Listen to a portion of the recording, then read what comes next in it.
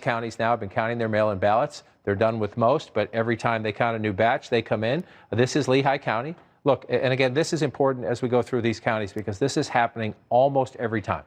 Joe Biden is getting 53% of the vote in this county. It's a competitive county. It was red most of the day yesterday. Donald Trump was leading, and as they kept counting the votes, it switched. But it is competitive, right? But in the overall vote, including Election Day vote, where the president is strong, it's 53 to 46 if you round up. But look what's happening when they count just the mail-in ballots. Again, Joe Biden's number when they count the mail-in ballots is without fail above the overall number. So as they continue this process throughout the day, what does that tell you? Joe Biden's lead is going to increase, and it's going to increase in bigger proportions, disproportionately in a good way for him than where he is in the vote right now. So again, 47-47 to 21-03, 68% for Joe Biden. That adds to his lead in Lehigh County, and it also adds to his lead statewide, which is now 12,390. And that was just a perfect demonstration, Wolf, of what we've been talking about. They expect when more come in Philadelphia, Chester, Delaware, Montgomery County around here, Allegheny County out there. Most Democrats would tell you, and the Republicans are not arguing this, they expect that 12,390 will grow, surpass 20, most likely climb past 30, and that is the big challenge. What is that number for Joe Biden at the end of this day as the President of the United States considers then pretty momentous options? Because if this one stays blue, that one alone makes Joe Biden the president. All right, we're going to get more votes from Pennsylvania any moment now. The numbers will increase. We'll have much more right after this.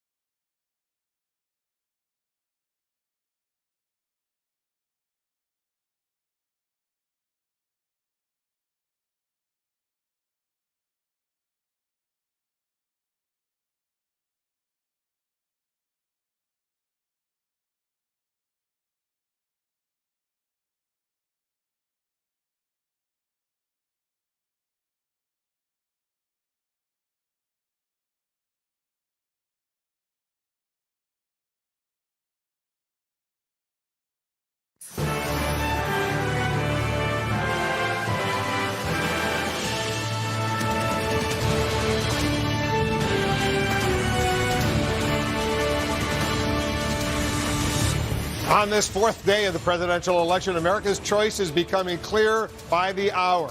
I'm Wolf Blitzer. Right now, former Vice President Joe Biden is on a path to winning the White House as he pushes farther ahead of the president in Pennsylvania, a must-win for Trump. More and more votes are being counted and reported in that key battleground state. New results could be revealed at any time.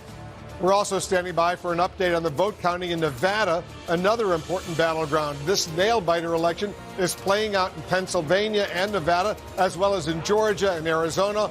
All those contests are close right now, but Biden certainly has the edge.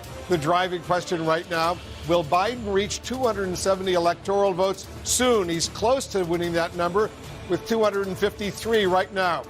Let's go to a news conference that's underway right now. We're watching the latest developments. Let's listen in. The expected turnout that I reported yesterday was incorrect. The 51,000 votes that I reported would be available today is actually a little over 30,000. And here's the reason why. When we process ballots on the counting board, our tracking mechanism changed from precinct-based ballots to page numbers. For the first time in Clark County, the ballot is so large that our ballot is actually 2 pages long.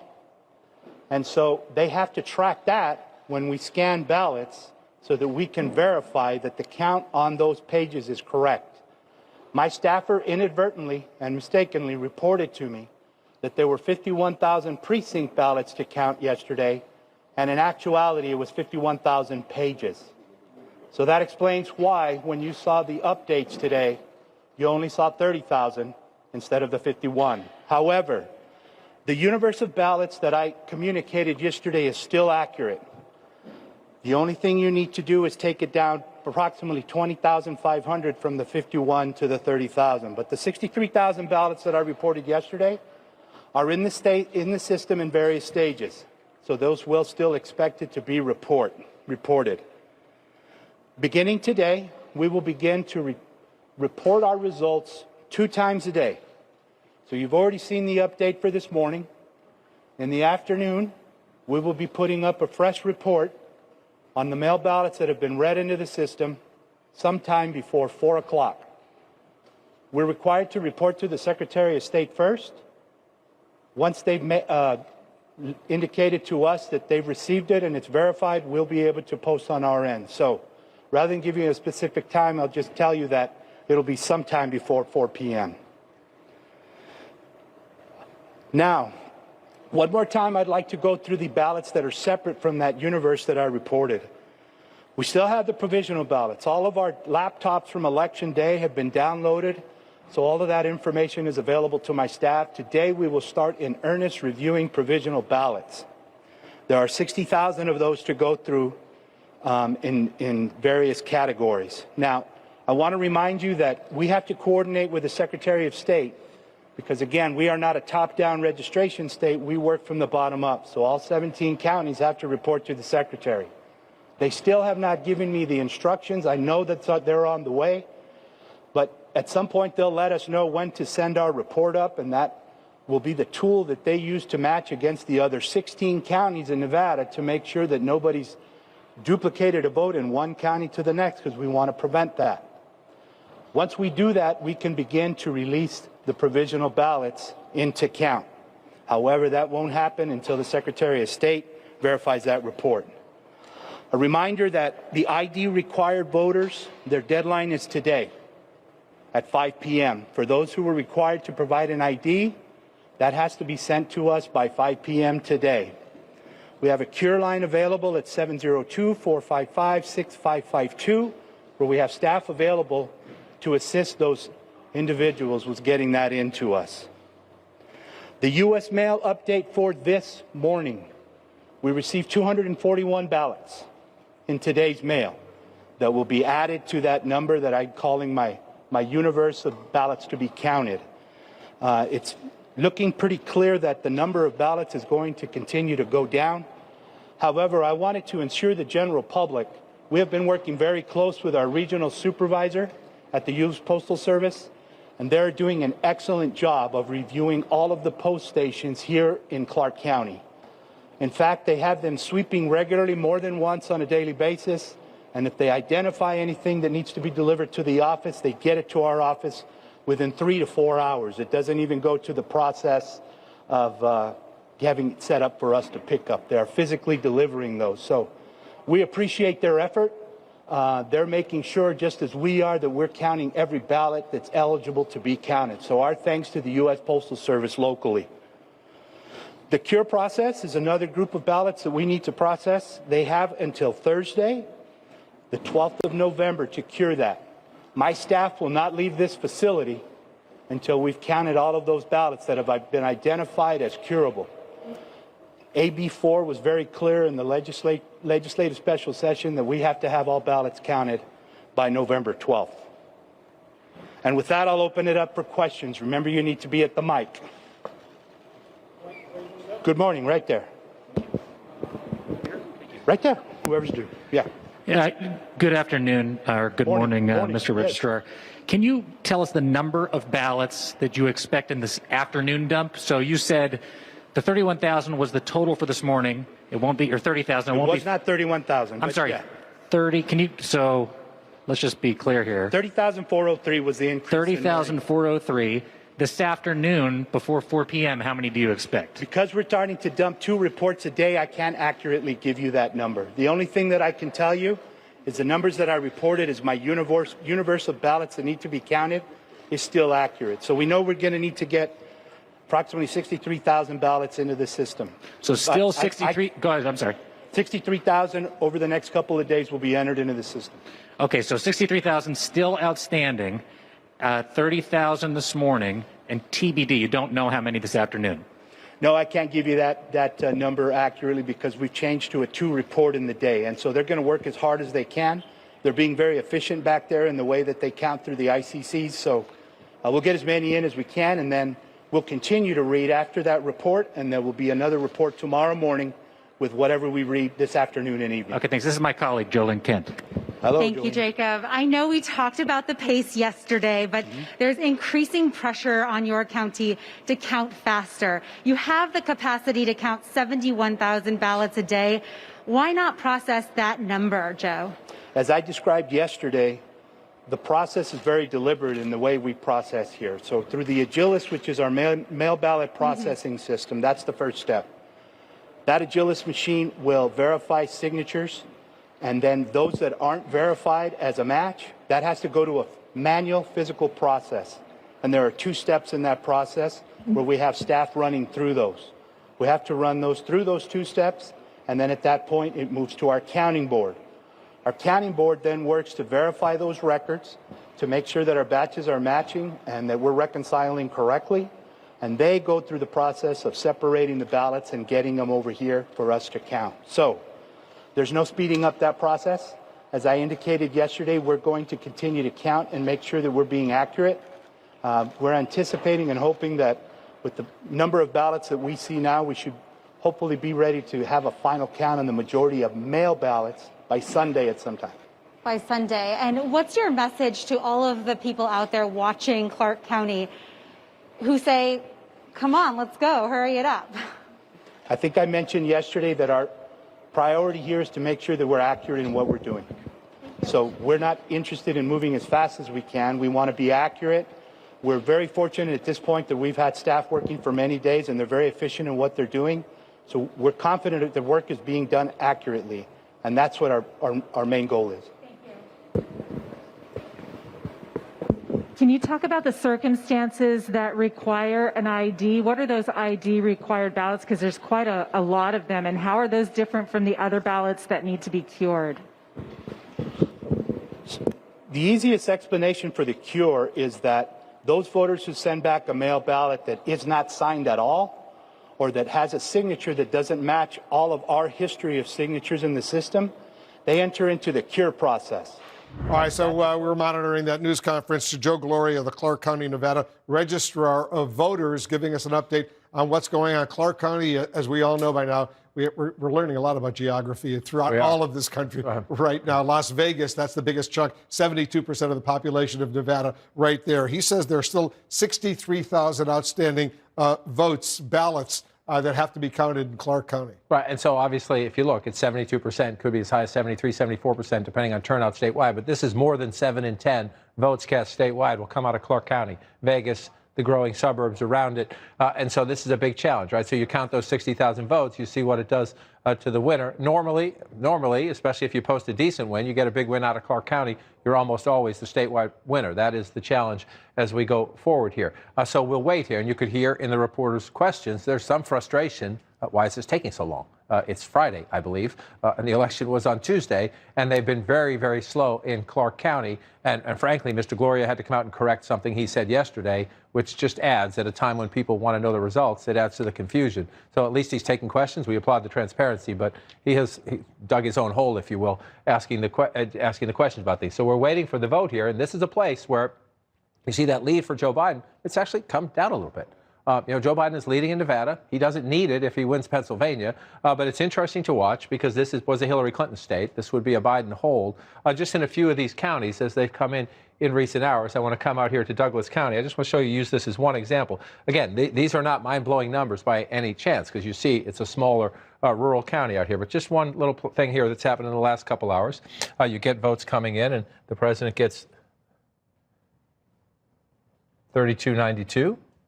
And the former vice president gets 1663. So, you see the overall Biden lead, right? And you see, so this is 62% for the president. And so, again, if you're the Biden campaign, you want to protect your lead. The president's going to get, in these counties that are red, he's going to get the votes. And so one of the reasons if you're in the Biden campaign is you want Clark County to report those votes is you think, we'll count them, but you think that's where your advantage is. And again, it's more than 70% of the statewide vote. But here's just one example as we go through this in every county in these contested states that here, the lead, come back out to statewide. You see there the president getting 63% in Douglas County.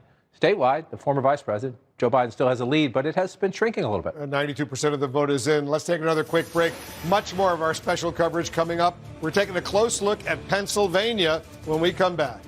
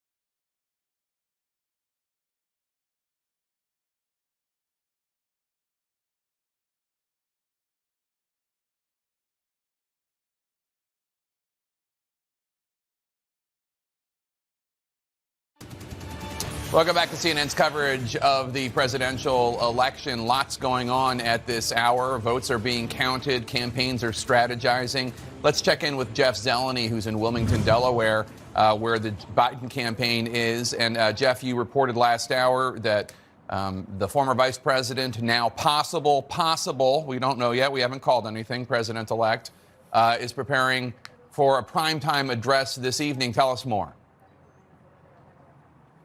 Jake, that's right. Joe Biden, I'm told, is preparing for a primetime address this evening. He'll address the nation about the election results. They believe it will be a moment for him to give a victory speech. Of course, that is not in their control. This is one of the many things, presidential campaigns are tightly controlled. This is out of their control now. It's in the hands of the election officials, most importantly in Pennsylvania. I'm told there's, still this air of confidence that has been pervading the Biden campaign really for the last several days or so. And the vice president, I'm told, is at his home.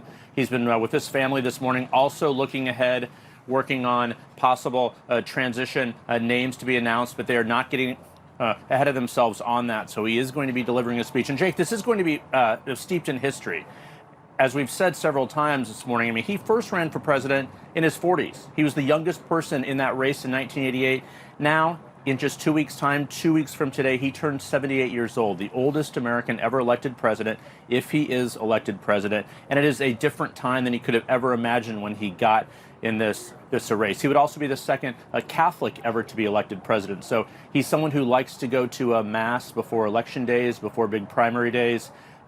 Faith is a big part of his life as well. So as he prepares for this speech, there's really a sense of calm here in Wilmington, but apprehension of when this is going to happen. But there's not much anxiety over the outcome. They're just not exactly sure on the timing. But one thing is clear: tonight in prime time, Joe Biden will be on the stage behind me here, where aides are busy setting it up. You talked about he'll be the oldest president ever elected in the United States. When he first ran for president in that 1988 race, I was a freshman in college when he dropped out. Abby Phillip, right here, a few feet away from me, wasn't even born when Joe Biden first ran for president. So a lot of history going on here. So let's move on to the Trump campaign. Trump team. Caitlin Collins, good to see you. We don't even have to ask about Caitlin. Caitlin, a lot going on, obviously, behind the scenes. President Trump, you reported in the last hour, not planning on conceding even after, if I should say, the race is called for Joe Biden. What more can you tell us? Yeah, basically the president is being described as angry and frustrated, often doing two things that he's done throughout his presidency, which is watching television and complaining that enough people aren't out there defending his claim, his baseless claim that this election is being stolen from him. But Jake, I'm told it's creating this kind of frenzied atmosphere inside the West Wing because people are realizing that Joe Biden is on a path to victory here, and he is pulling only further ahead of the president by the hour when they've been, told by these campaign officials for the last several days, don't worry, we're going to figure this out. By Friday, the president will be reelected, and that is obviously looking increasingly less likely. So what's happening inside the West Wing are a few things. Those who are closest to the president are working to manage his frustration and his anger right now as he's complaining that there aren't enough people defending him. The chief of staff, Mark Meadows, is playing a pretty big role in feeding the president's claim that this election is being stolen from him, including in places like Pennsylvania, where the president is touting off these conspiracies about what's going on there. And some people inside the West Wing do not believe that what Mark Meadows is doing is helpful. And Jake, the other thing is people are looking for jobs. People are starting to wonder about what their employment situation is going to be, where they are going to go going forward, because there really wasn't this idea that the president could lose. Even though he was down in so many polls, people thought it was President Trump and he would find a way to pull this off. And now they're realizing that that seems increasingly less likely. So it's led to this frenzied atmosphere inside the West Wing right now. One person I do want to note his activity, someone we have not seen since about 2:30 Wednesday morning, is the Vice President Mike Pence, even though he did tweet yesterday seemingly trying to support what the president was saying at that press conference, even though it did not match with what the president actually said was going on. He, I am told, is one of several people who is making calls today trying to get donations for a legal defense fund for the president, because, of course, they are going to need a lot of money if they're going to follow through with these recounts, these lawsuits that they're threatening. And that is one thing that the vice president is playing a role in as he stays behind closed doors today. And we should note he's one of several Trump allies playing a role in that today.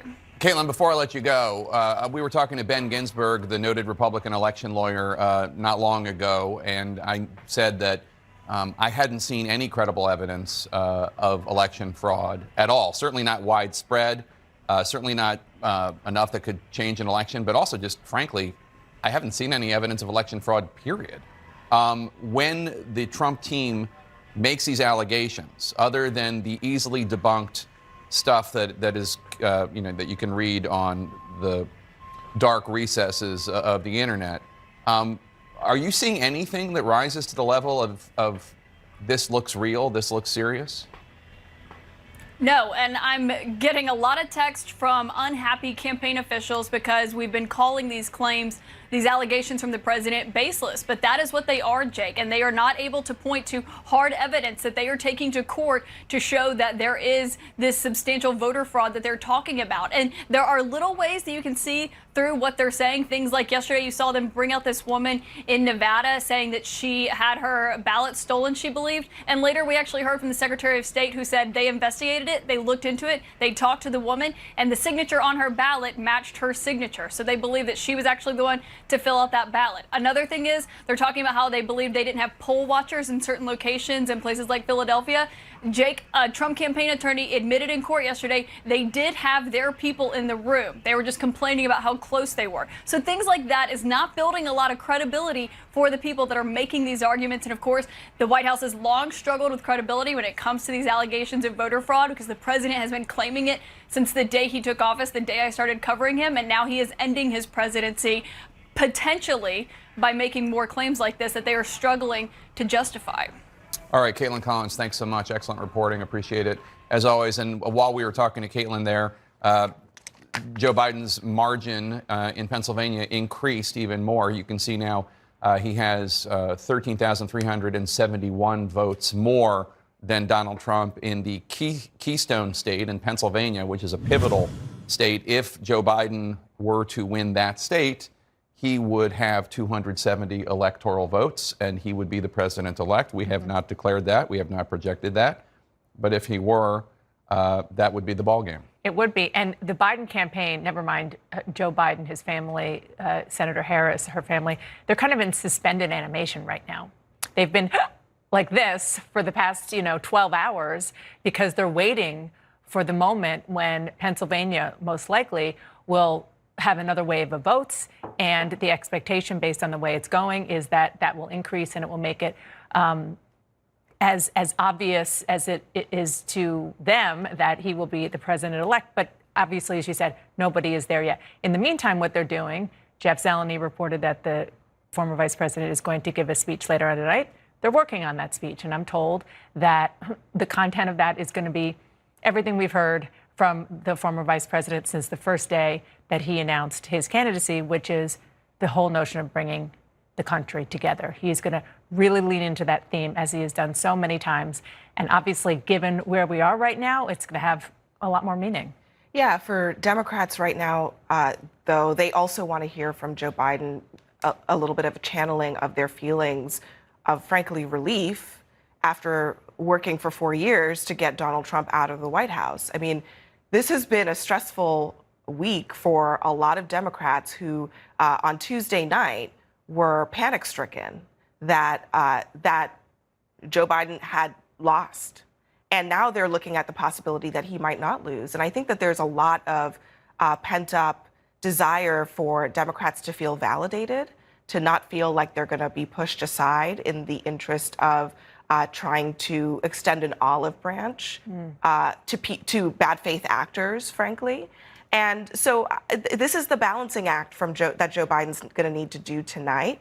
It's a combination of the two things. Yes, reach out the hand, but also a validation for his own party that got him here, that their values are going to be taken to the White House, that they are not going to be sort of pushed aside just for the purposes of saying that you want to be bipartisan. There's a lot of quiet talk among Democrats about what a Joe Biden transition might look like and how far he might go to reach out to Republicans. There was some griping about the convention, about how many Republicans played a role in that convention. So, you know, I'm sure that the Biden campaign has been thinking about this for quite some time. This is not a new conversation, but it's going to have to be dealt with tonight to some degree, in addition to unifying the country, just allowing Democrats to have this moment, because it's been a long time in coming for many of them. Yeah, absolutely. And look, that's going to be a very difficult needle for the Biden transition team to thread. Should it come to that? Should it come to them announcing policy proposals when it comes to announcing a cabinet? It is traditional for a president to have somebody from the other party in the cabinet in the name of healing. George W. Bush did it with Norm Mineta. Barack Obama did it with several people, including Chuck Hagel. I don't think that President Trump did it, but healing has not really been one of his priorities. So that will be interesting. But while they're also running to find a Chuck Hagel or a John Kasich or whoever to put in the administration, they also have other issues and other groups that want to that are important parts of the coalition that theoretically, assuming it happens the way we think it is, got him to the White House.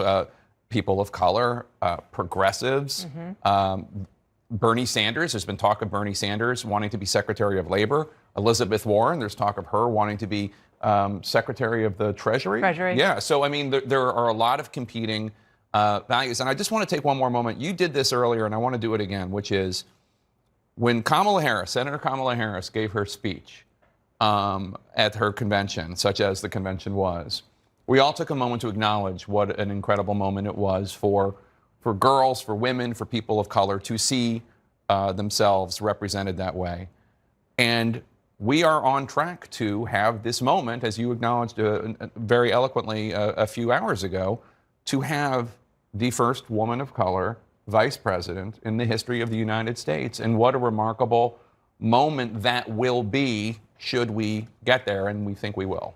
Yeah, it will be. I mean, I think even that on a day like today, if Joe Biden ends up being able to give that speech, and Kamala Harris, we're hearing, will also speak tonight as well, is what they're planning. That's going to be a historic moment. It is its own glass ceiling moment. I mean, Hillary Clinton was not successful in becoming president of the United States, but there has never been a woman vice president of the United States. There's never been a person of color as vice president of the United States. It's a huge glass ceiling moment for women and for Black women and for South Asian women. And you know, we do have to take a moment and just let that sink in, because there's a lot of partisan bickering going on. But in a normal world in which we are not at each other's throats politically, and in the past in this country, we have allowed those moments to be recognized and to be celebrated for what they are. Yeah, and hopefully, as you said earlier, they will be, even by people who would prefer that Kamala Harris weren't the first person just because of her party, the first woman to get this role. This is obviously much, much, much less important.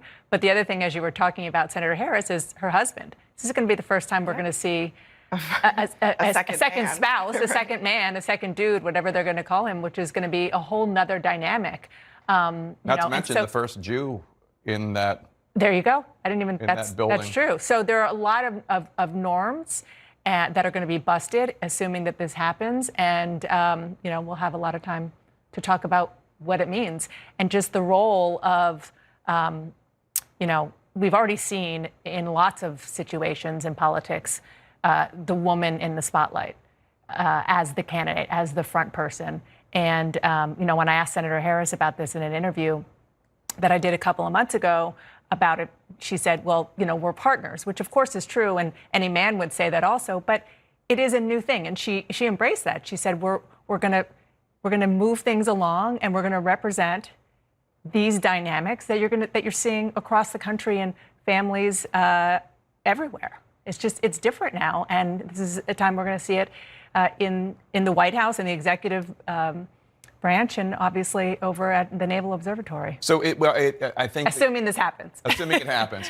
And I think the speech that he gives this evening, assuming the race is called by then, and I don't know that it will be, but the vice president is leading now in Pennsylvania by 13,371 votes, in Nevada by 20,137 votes, in Arizona by 43,779 votes. Georgia, he's up as well, although that is going to go to a recount because of the slim margin. We could be there. And I think that's interesting what you're saying about the fact that this cannot only be a speech that appeals to John Kasich. No offense to Governor Kasich out there, but this needs to be a speech that makes progressives feel good about Joe Biden being elected. It's a speech that needs to be, look, let's be honest. Progressives, and in particular, minority groups, minority communities, have spent 4 years being miserable because they felt that the president, not everybody in these groups, of course, I'm generalizing, but because they've spent 4 years thinking that President Trump, at the very least, looked down on them, and at the very worst, was a racist. And without question, he said racist things. And so this is a moment that I think a lot of Americans, liberals, progressives, people of color, and others want to hear that their values are being reaffirmed. Forgive me, yet we'd have a new statement from President Trump, so I'm just going to read it. We believe the American people deserve to have full transparency into all vote counting and election certification, and that this is no longer about any single election. This is about the integrity of our entire election process. From the beginning, we have said that all legal battles must be counted. From the beginning, we have said that all legal ballots must be counted, and an illegal ballot should not be counted. Yet, we've met resistance for this basic principle by Democrats at every turn. We will pursue this process through every aspect of the law to guarantee the American people have confidence in our government. I will never give up fighting for you and our nation.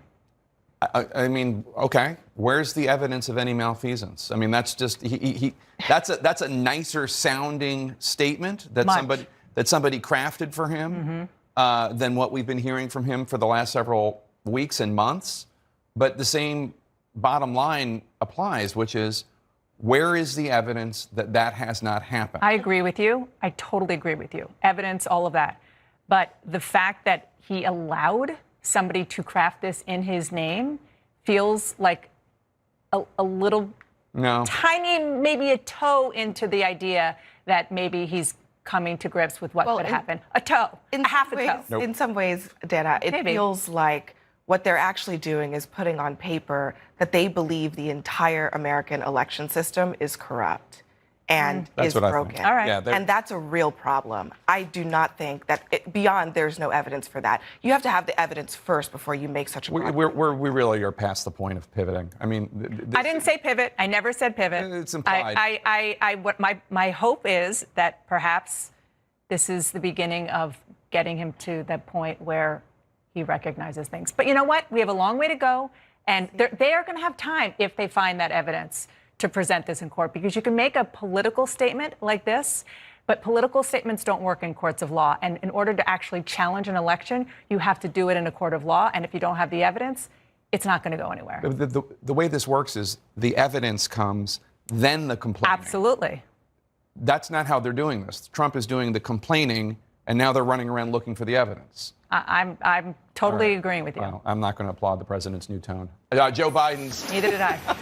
Joe Biden's lead in Pennsylvania is growing by the hour, and we're expecting new numbers very soon. Stay with us. Our special coverage continues right after this. We have no idea what's going to happen next.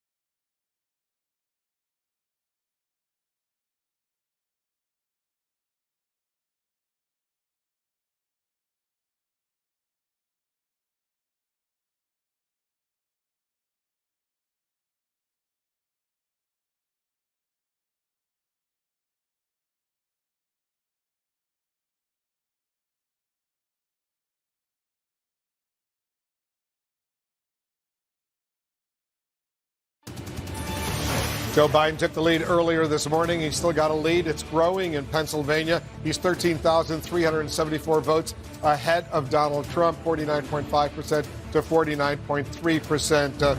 Brian Todd is in Pittsburgh, Allegheny County, joining us right now. Brian, what's going on there? Allegheny County, the second largest county in Pennsylvania. That's right, Wolf, and we're here with the man who's at the center of what we hope is not a storm. It's Rich Fitzgerald. He's the Allegheny County executive. This is the place where they're counting the mail-in ballots and everything that's coming in after Election Day in Allegheny County.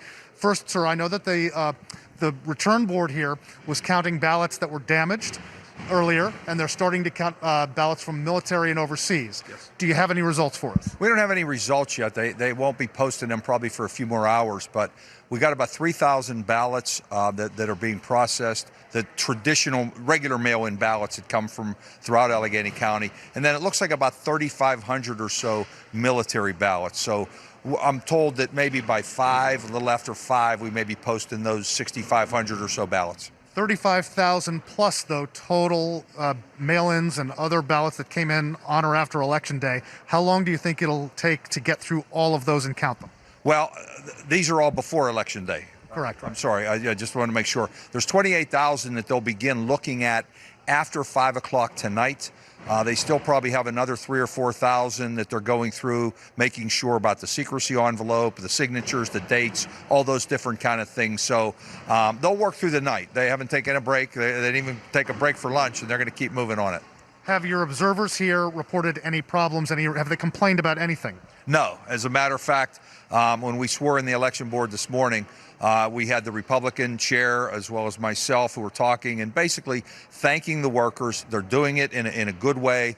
They've been doing it with observation. The press is here to watch it. There's cameras everywhere. So this is a very, very transparent process. It's a question that many people ask, not just here in Pennsylvania, but in Arizona, where they're still counting votes, and elsewhere. And it's a question many Americans have for places like Pennsylvania. And you have the answers, and it's logical, of course, but can you tell people why it does take so long after Election Day to get through these ballots? Because we were not permitted to begin this process until Election Day. That should change. I know Florida and some other states, they pre-canvass, meaning days before they start taking open the envelopes. We weren't allowed to do anything with envelopes, secrecy envelopes, until Election Day. That delays the process. We could have had this done and given results on Tuesday night. We didn't have to go through this 3-4 day process if we were allowed to pre-canvass. So I hope our legislature, our state legislature, changes that. You're frustrated. Are there any other frustrations that you have with this? No, that's a frustration, and we warned everybody. And the governor tried to get this done. Governor Wolf did everything he could. Twice they came to him, the Republican legislature came to him and said, if you do this, we'll give it to you, Governor. And he said yes. And then they still said no. They couldn't take yes for an answer. Thank you, Mr. Fitzgerald. Good luck with the count. We're going to be here, and we're going to be monitoring it. We'll get the results when we can. Thanks, Brian. Thank you very much. So, guys, there you have it. No results yet, but they're going to start to count 29,000 ballots that are coming in after Election Day, starting at 5 o'clock Eastern Time today. And it won't take much longer to upload those and get those results to you. We hope to have them by tonight. And maybe some of the bulk of the vote in this county will be resolved. Wolf. Good to know. Brian Todd in Pittsburgh for us, Allegheny County. So what do you make of all these developments? Allegheny County, as I said, the second largest county in Pennsylvania. Well, the process and the delay in the process, because as the gentleman just explained, state law says you can't touch them. You can't touch them. The delay in that process is slowing down what we believe to be inevitable. You see Joe Biden up 13,374 votes. That has been increasing steadily, not by huge numbers. But if you just mention where Brian is standing right here, it's 10%, Allegheny County, about 10% of the votes statewide. They're talking about, 35, 40,000 ballots they're trying to count. Well, okay, Joe Biden has, he's getting 60%, just shy of that here. We know in these mail-in ballots he's getting even higher. So then you drop out and you're Joe Biden and you would like to see that lead grow. Guess what? When they count those ballots, it is going to grow. It's a Democratic stronghold. Joe Biden has been running very high in the mail-in ballots, but they can't touch them until later. And again, we saw how quickly Florida counted on election night, right? Because as the gentleman just explained, they're allowed to take the mail-in ballots, check the signatures, take them out of the envelopes, do everything you have to do to verify them. And then on election day, you put them in the scanner. In Pennsylvania, because of state law, they can't. It's arcane. You mentioned earlier, people are getting a geography lesson, learning about hundreds of different counties across the country. We're also learning different states do it in different ways. And because of that, we're waiting on votes in the state that is likely to decide the next president of the United States. It's a process we have to go through. There is no question to where the math is heading.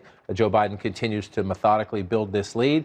The places where we know, like Allegheny County, like over here in Philadelphia, and the suburban core around it. I'll move it up a little bit so people can see it. This is the foundation. Again, any Democratic win statewide in Pennsylvania starts right here. That's where the ballots are. So there's an inevitability to the math. The question is, how quickly can you process? I stand by, John. I want to talk to Senator Bob Casey, Democratic senator from Pennsylvania, who's joining us right now. Senator Casey, thanks so much for joining us. What's the latest information you're getting? When do you think we're going to get some final numbers in Pennsylvania? You've been upbeat for the past several days that Biden is certainly going to win. Yeah, Wolf, it's hard to be certain when that will transpire. Well, where you have all the ballots that are the mail-in ballots that are outstanding process. But as John and you have indicated, that lead is growing. I expect it to continue to grow, and ultimately, and when I say ultimately, I mean when there's a certification process based upon an official count. That lead should be somewhere around 100,000. John? So, Senator, help us through this. Again, we were just going through this with the gentleman in Allegheny County. People around the country and the world are learning. Different states do it in different ways. Sometimes within states, they do it in different ways. I just want to go through this. Our best math is there are about 124,000 mail-in ballots outstanding statewide. And then there are provisional ballots. Just in Philadelphia alone, there are about 20,000 provisional ballots. Provisional ballots, if you show up at your polling place and maybe you moved in the last couple of years or whatever, and so you fill out a provisional ballot, then they check to make sure you're legit. Do those get counted anyway, or if the lead is outside the number of provisional ballots at the end in the Commonwealth of Pennsylvania, do they just set them aside because they're not going to impact the outcome? No, provisional ballots will be counted. We're told, or I think it was the York Daily Record newspaper published a story that said about 92,000 state, and those will be processed. That process takes longer. That's why the difference between the unofficial count a few days after the election usually is a lot lower than the official count. When I've run in 6 general elections, and often my margin of victory goes up substantially after well after election day because of that. So. The provisionals, the basic rationale for why you have provisionals is if you've been approved for a mail-in ballot but you didn't receive it, that you're allowed to cast a provisional ballot, and then there has to be a review of that. And then if you received a mail-in ballot but it was rejected, you can vote by provisional ballot, and then they make an assessment as to whether to ultimately count the ballot. So it is a process, but there are a lot of those votes still outstanding. They're not included in the number. When you say, Senator Casey, that you think when all the ballots, all the vote is counted, Biden will win the state by roughly 100,000 votes. Right now, it's 13,374. It's going up every few hours. It goes up by a few thousand. Tell us how you came up with that 100,000 figure. Well, the good news, Wolf, is that the Voter Project came up with that estimate. I'm relying upon them. But these are folks who have looked at this very carefully, and I think conservatively. There's just a lot more to be counted before you get to certification, and that's the way it transpires in every election. But as you can tell, you had Rich Fitzgerald, the county executive of Allegheny County, knows that process well. There's still a bulk of votes there. There's still some votes in the southeast corner of the state. So there's still some work to do. But Joe Biden, I think, is going to he's not just going to be the winner, but he'll win. He's going to win the state by more than President Trump did when President Trump was certified 44,292. This margin will be much higher than that. We just got a statement from President Trump, and I want to just read a sentence or two from it and get your reaction, Senator Casey. This is a statement, official statement from the White House, from the president. From the beginning, we have said that all legal ballots must be counted and all illegal ballots should not be counted, yet we've met resistance for this basic principle by Democrats at every turn. So you're shaking your head, but give me your reaction. That's a very blunt accusation by the President of the United States. Well, it's bizarre, it's disturbing, and it's a lie. He knows that. And every time he does this, he not only undermines our system of voting and our democracy, he undermines our national security. He should act like a president and comply with the Constitution or accept the will of the people by virtue of our Constitution. I've said it before, I'll say it again. He's either going to stand alongside the Constitution, allow this process to unfold, or he's going to continue to do what he has been doing, and ultimately, the will of the people, by virtue of the Constitution, will just roll over him.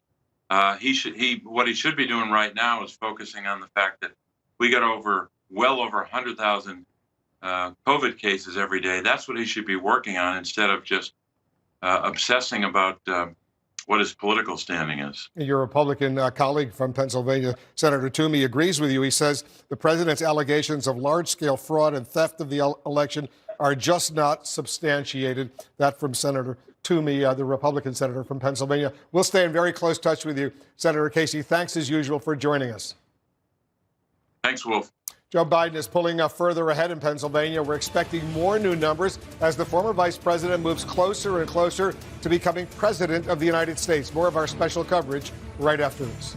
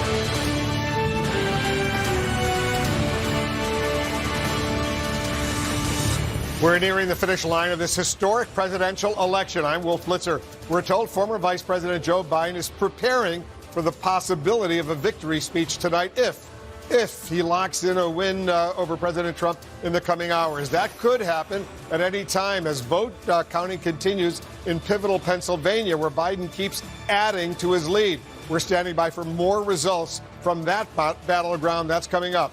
Biden also has the edge in close races in Arizona, Georgia, and Nevada, but only Pennsylvania could hand the presidency to Biden on its own with its 20 electoral votes. A win in the Keystone State would push Biden above the 270 needed to win the presidency. President Trump's options for adding to his electoral vote count of 213 are running out. Let's get a key race alert. Now let's start off in Pennsylvania right now, where Biden's lead has increased to 13,410 over Donald Trump, 49.5% to 49.3%. 96% of the estimated vote is in. Once again, 20 electoral votes in Pennsylvania. If Biden wins Pennsylvania, it's over. He becomes the next president of the United States. In Georgia right now, almost all of the vote is in. 99% of the estimated vote is in. Biden has a small lead, 1,561. Very, very close. 16 electoral votes in Georgia. There's going to be a recount there. In Nevada right now, 92% of the estimated vote is in. 6 electoral votes. Biden maintains his lead. It's gone down a little bit, 20,137 over Donald Trump, 49.7% to 48.1%. In Arizona, 93% of the estimated vote is in. 11 electoral votes. Biden maintains his lead of 43,779, 50% to 48.6%. Let's go over to David Shellian. He's standing by at the battleground desk, as we're calling it. Let's talk about the calculation, the decision that CNN, other news organizations for that matter, have to make when to project a winner. Well, you just went through those Pennsylvania numbers. Joe Biden has a 13,410 vote lead now over Donald Trump. He's been building that lead since he overtook Donald Trump in the vote count in Pennsylvania. And now what our decision desk is doing the calculation to get to a level of confidence that we understand the exact universe of the outstanding ballots that exist. Because in order to make a projection, our team wants to be at a very high level of confidence that the number 2 candidate in the race, right now Donald Trump in Pennsylvania, does not have a mathematic possibility of overtaking the number 1 candidate in the race, right now Joe Biden in Pennsylvania.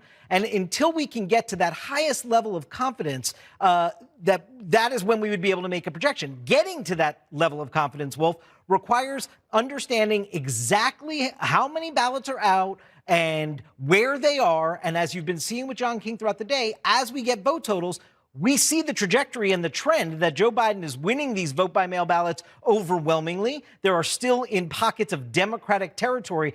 So all of that should allow us to prepare for the fact that Biden's going to pad his lead in Pennsylvania.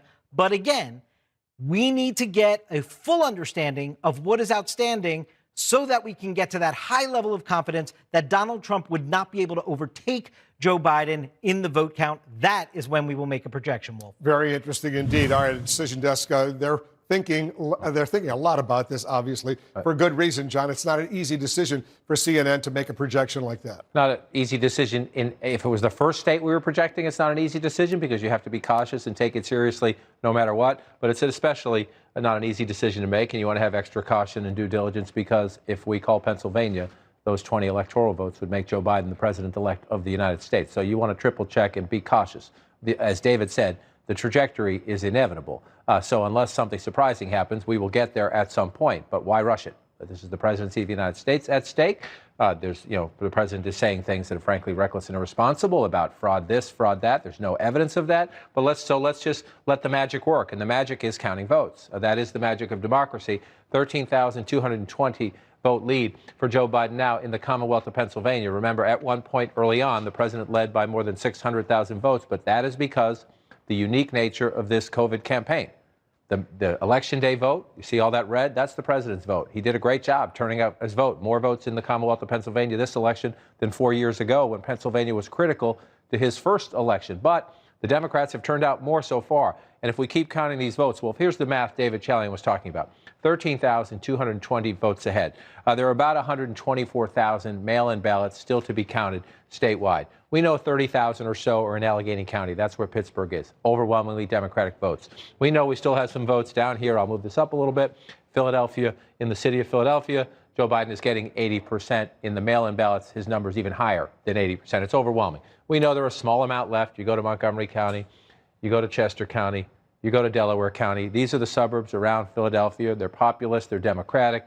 It's where the Democrats do the building blocks of a statewide win in a very competitive state. And so as this happens right now, we're seeing this over and over and over again. I'm going to give you one example here. Some votes just came in from Delaware County, right? So this is a long process to get through the 124,000 left. Delaware County, you have these votes came in here. Says the president got 289 in a small batch of votes that came in here, 289 to 99 for the former vice president. So this is the first time in a long time we have seen some votes come in where the president comes out ahead of the former vice president. So that cuts, you see, it's less than 200, it's 190 votes, but it's 190 votes. You get a shift in the lead. That's what we're going to do. We're going to count them. Now, that's good news for the president. It's that much good news, but the overall trajectory is there. If you look at, I'll just point out the lead that Biden has over Trump in Pennsylvania went down a little bit from 13,374 to 13,220, what it is right now. And so that's as you get those small counts of votes, and that's why you want to count. So you just get, why the rush to call it when you just see it's a very small number of votes, and that was a very modest shrink in the lead. Overall, we have seen, if you take hours of vote counts, the trajectory has been in Biden's favor. But let's count votes. What's the shame and what's the harm in being patient? I will say this, though. We know from the last 24 hours that Joe Biden is getting more than 70% of the mail-in votes. In many of these counties, he's getting closer to 80%. And in Philadelphia, as I said, he's getting 85, 87, 88% when they report these batches of votes. If Joe Biden got 70% of the outstanding votes, he would add nearly 50,000 votes to that lead net. Right? You give the president his votes, you give Joe Biden his. So that's why Democrats are quite optimistic. They just want to get through the count. And some of this takes time because it's mail ballots. Out here, they've had some legal challenges, and they were told they couldn't count them until 5 o'clock tonight, for example. They will count those votes. So again, the trajectory is clear. If you go back in time, let me make sure I have Pennsylvania up here. Bring up Pennsylvania. If you go back in time, you can understand the anxiety among Republicans. You look, Wednesday, as Election Day turned, it was 548,000 votes. Then it was 589 Wednesday morning, and then you start going through the day. Wednesday, 3 p.m. in the East, 435. Then the big drop by Wednesday, 11 o'clock, as they started again, moving from the Election Day count to the mail-in ballot count. That's what happened there. And then by Thursday, this is yesterday morning at 9 o'clock, yesterday afternoon, we're down to 108,000. And then you just see the inevitable trajectory here as they count the mail-in ballots, especially in the populous Democratic counties. This is midnight as we turn from first Tuesday as Election Day, then Wednesday, then Thursday. This is as we turn the page to Friday. Then you see it there, and you come down here. Joe Biden moves into the lead, and now you come into real time. It was a steady, methodical march. Again, as they shift from counting the Election Day ballots through these mail-in ballots. And President Trump alleges that there's something wrong with that. That's not possible, that the vote could turn like that. What he doesn't allege that it's exactly the opposite of what happened in Ohio to his benefit. Right. And again, so in Pennsylvania, state law, there's mail-in ballots, millions of them. You cannot touch them until Election Day. You cannot touch them. You cannot verify signatures. You cannot even take them out of the envelope, put them in a nice, neat stack so that you feed them in the machine. Can't do it. It's against the law. So they sat there and they waited and they counted in this state. They counted the Election Day, the ballots, the people who showed up on Tuesday. They counted those votes first, and the president did a great job. That's why he pulled out to a big lead. But you make an important point as we're in these contentious few days, next several hours today, see what happens with the Biden lead, and then you go on. Remember Ohio. Early on in this night, they did it the other way around. Ohio has permission to canvass, they call it, those ballots first. Your envelope comes in, they open it up. Yeah, the mail-in ballots come in, they open it up, they check the signatures. If anyone's going to challenge it, they do it then. And once they're ready, they put them in a stack. So on Election Day, into the machine, and they count them. So those ballots came out first, and Joe Biden jumped out to a huge lead. And then they started counting the Election Day vote. You see all that red, and the president came back, and he won. He's not complaining about this. It's the same process. It's just done in a different order. They're counting legally cast votes. In Ohio, they counted the mail-in ballots first. The president wins in the end. In Pennsylvania, they counted the day of vote first. The president pulled out to a big lead. Joe Biden is ahead now. You made the key point just moments ago. conservative Republican Senator Pat Toomey of this state says he sees no evidence of what the president is saying. And this is not only, it's a defining moment in the race. If this lead continues to build, Joe Biden is the next president of the United States. It's also a defining challenge for the Republican Party. Senator Lindsey Graham, the chairman of the Judiciary Committee, an attorney, I believe he's still active in the military reserves, said that I think you will see real evidence of fraud in the hours ahead. I think you will see. He's the chairman of a committee. It's not the way it works. If you have it, show it. Otherwise, button it. It's just not healthy for democracy, especially somebody who is the chairman of the Judiciary Committee, chairman of the committee that overlooks the laws. You can't walk into a courthouse and say, I think somebody stole something from me. You have to prove it. You have to prove it. It's an important point. Yeah, but we're seeing, not in big numbers, but increasing numbers of Republicans beginning to question what the president of the United States is saying right now. Mitt Romney, for example, issued a very strong statement. Yes, and you saw Mitch McConnell earlier today, the Senate Majority Leader, likely to remain the Senate Majority Leader, although there's still a question about that. Some Senate races still in play. In his home state of Kentucky today, Senator McConnell won re-election. Congratulations to him. He didn't want to touch this subject. He just said, I hope they keep counting the votes. Every legally cast ballot should be counted. That's the right position. He would not go and say, I wish the president would turn it down. That is the challenge for Republicans in the days ahead, especially if it becomes clear to us if this lead holds up and the president of the United States is going to lose. That means we have a transition to a Democratic president and a transition at a challenging time for an evenly divided country. Their words matter, especially the words of those in leadership. So props to Senator Toomey for speaking up, saying that's my state. I represent this state. I don't see it. So prove it. That's the right position. The president has every right to mount a challenge if he sees a problem somewhere. But again, Wolf, I was just looking at some notes before we came back on the air.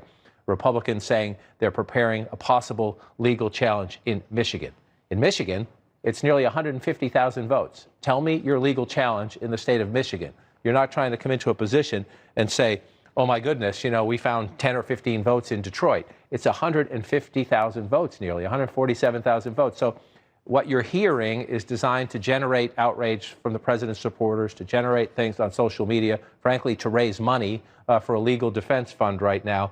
147,000 votes. There's no legal strategy that overturns something like that. It's just ridiculous. And in Georgia, for example, let's not forget there's a Republican governor, a Republican Secretary of State. They're going to do a recount, but having a recount is not necessarily all that unusual. Having a recount is responsible when you have a very close election, 49.4 to 49.4.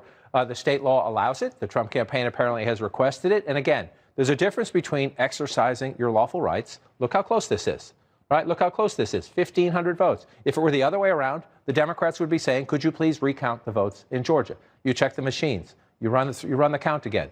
And sometimes it changes. I've been at this for 35 years. They do a recount, something like that. That 1,500, in some cases it goes up to 1,700. In some cases it comes down to 1,300. That's normally what happens. Somebody transposed something wrong when they were writing it down.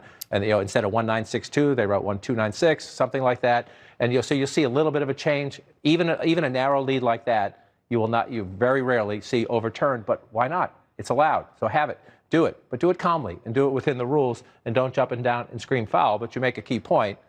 Republican governor here, they counted the votes. They're still counting the votes. Republican governor out here in Arizona, Joe Biden has a lead there. It's come down a little bit. We're going to continue to count the votes. The president's attacks on the system are ridiculous. But again, he has every right, if he has evidence, to prove it. And in the hours ahead, especially, I'll say it one more time, if this grows, this is more than enough to give Joe Biden the presidency. All right? So we're not going to be certain about this one for some time because they're going to have an understandable recount, but you see what color it is right now. A takeaway. That was a Clinton state. That was a Clinton state. That was a Clinton state where the former vice president leads. We'll get more votes out there later today. This would be a hold. So if Joe Biden wins the presidency with all of those, he's at 306, even if this is tentative until we get through the recount phase. That would put him at 306. It's a much more difficult argument to make if that's the case. It just is. I just want to show you, Wolf, this came in while we're standing here. So we're watching this march, right, of the votes, and they're coming in small numbers. So let me just put this up here for Pennsylvania, and this is Bucks County. So let me come down here, and just north of Philadelphia is where you find Bucks County, right? It's the more conservative. It's a Democratic suburb, but it's the more contested one, right? You see it's 51 to 48. So here's what we have seen happen here as more votes come in. And this is how they're coming in. They're trickling in as they count these ballots. So the latest count, 895 to 551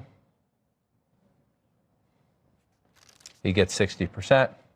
That's a low number, if you will. Joe Biden normally has been getting a higher number among these, but still he's getting 60%. He's the candidate behind. He has to start passing Joe Biden in these counts, and this is what we're happening throughout the day. In a state where you see 500, 1,300, 1,400 votes when you go over the top there, Joe Biden advantage. This is what we're doing in a state where more than 6.6 million ballots have been cast. We're getting them a couple hundred at a time. And his number just increased. The lead, Biden over Trump in Pennsylvania, went from 13,220 went up to 13,558. It went up by a few hundred as a result of that. Right, and so as they trickle in, right, 800 from this county, 500 from that county, that's the issue. They have a couple thousand, and we're getting them in spurts because decent public servants are counting the votes and posting the results as quickly as they can. So here's the numbers right now in Pennsylvania. I'll just write this up here for you. What we believe are left, these are ballpark figures because they change as we go, but about 120,000, right? There are about 120,000 mail-in ballots to be cast. 112,000. I'm sorry. Thank you for correcting me. The President of the United States needs to get 56% of those. That's what President Trump needs to catch up, right? The President of the United States right now is getting 49% statewide, and he's getting well below 49% as we count the mail-in ballots. So is that mathematically impossible? No. Based on everything that's happened in the last 24 hours, is it a statistically probable? Absolutely not.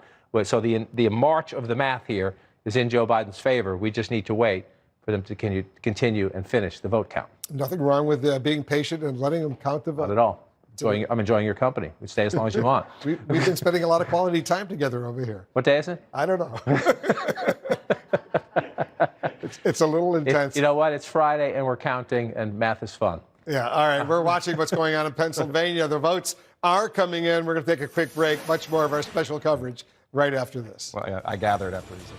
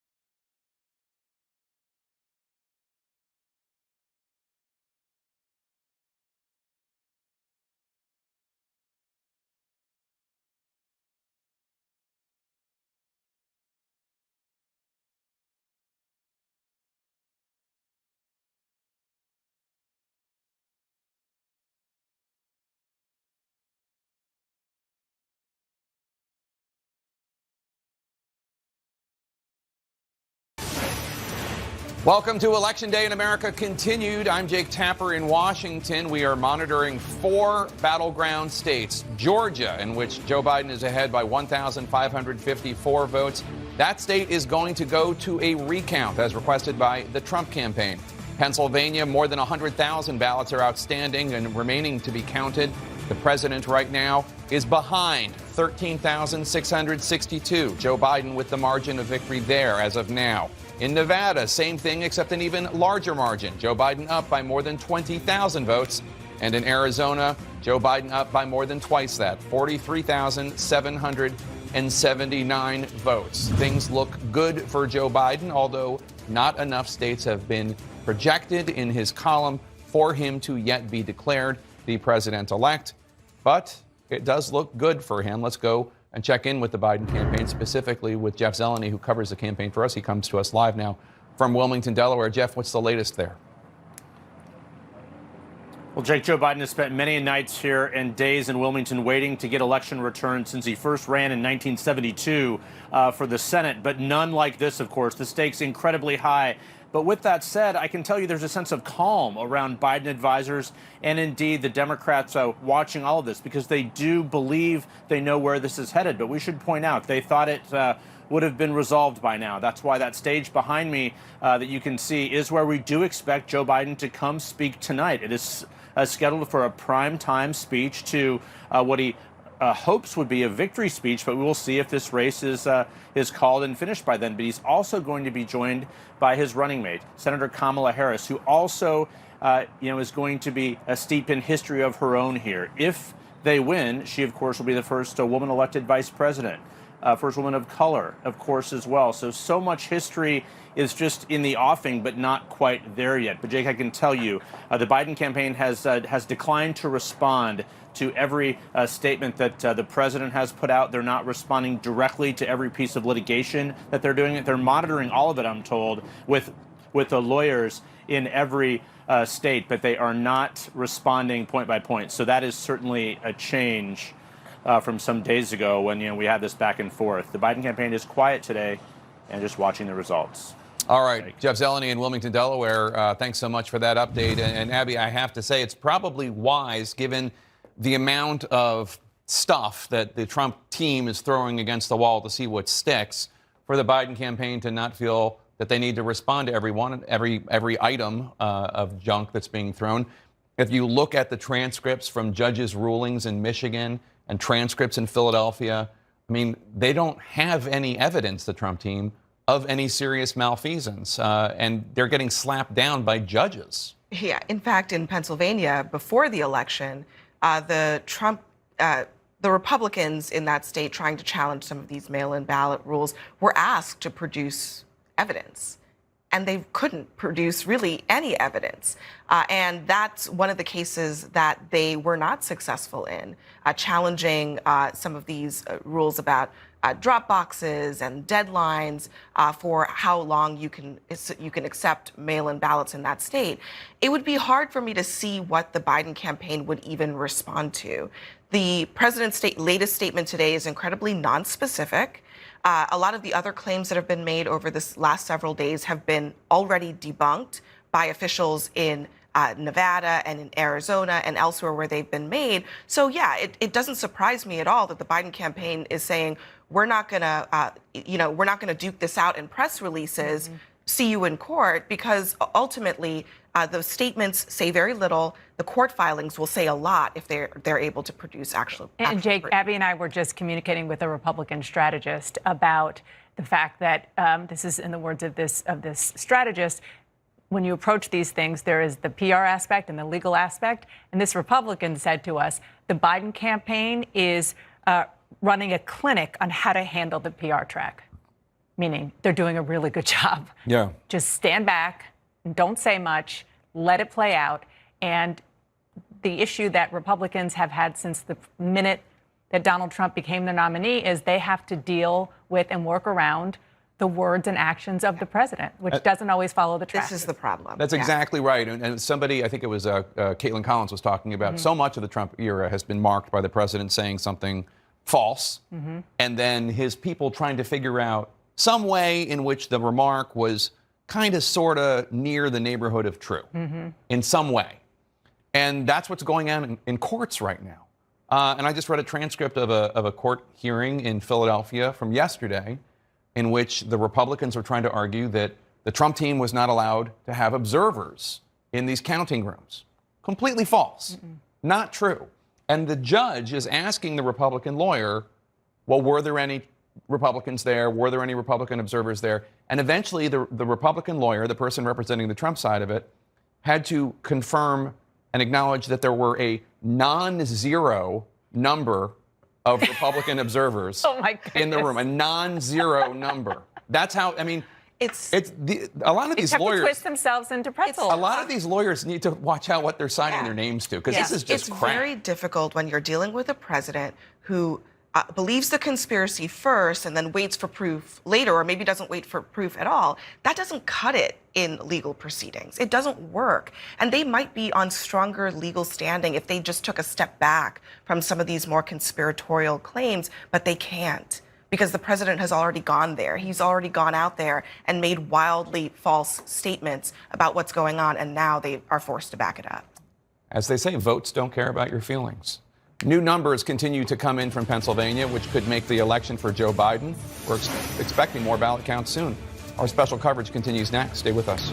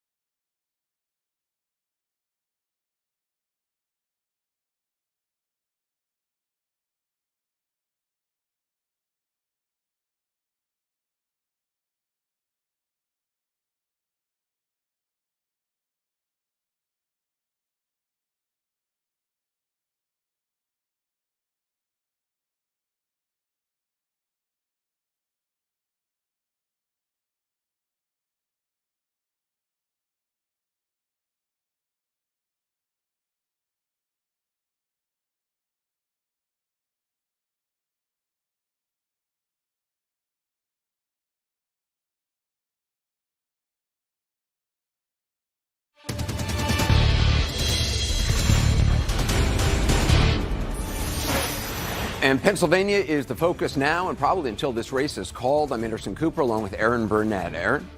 Joe Biden's lead has been growing, of course, in Pennsylvania throughout the day. If you're watching this, you've been seeing it bit by bit by bit creeping up. But the question is now, how many ballots are there left? How is the count progressing?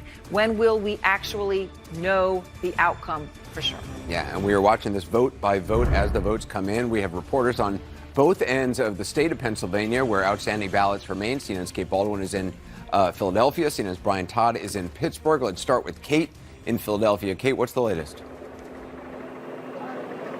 Hey there, Anderson. The counting continues. That is the latest that we're hearing here inside this convention center from Philadelphia election officials. The latest is there will be updated to the count 2,000 to 3,000 votes, but that also then leaves 20,000 mail-in votes to still be counted.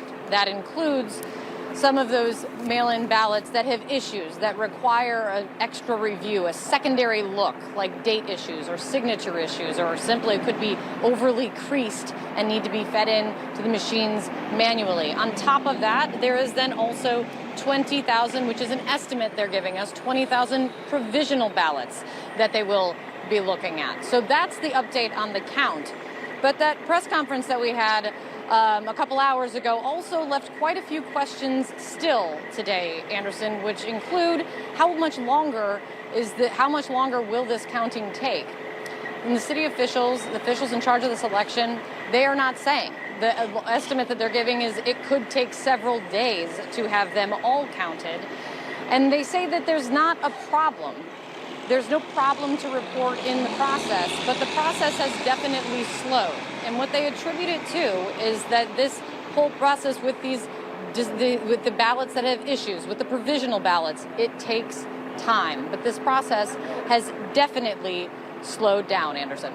And just to be clear, the ballots that you're talking about, the 20,000 mail-in ballots in Philadelphia, the 20,000 provisional ballots still to be counted, that is just for Philadelphia and the surrounding county, correct? That's just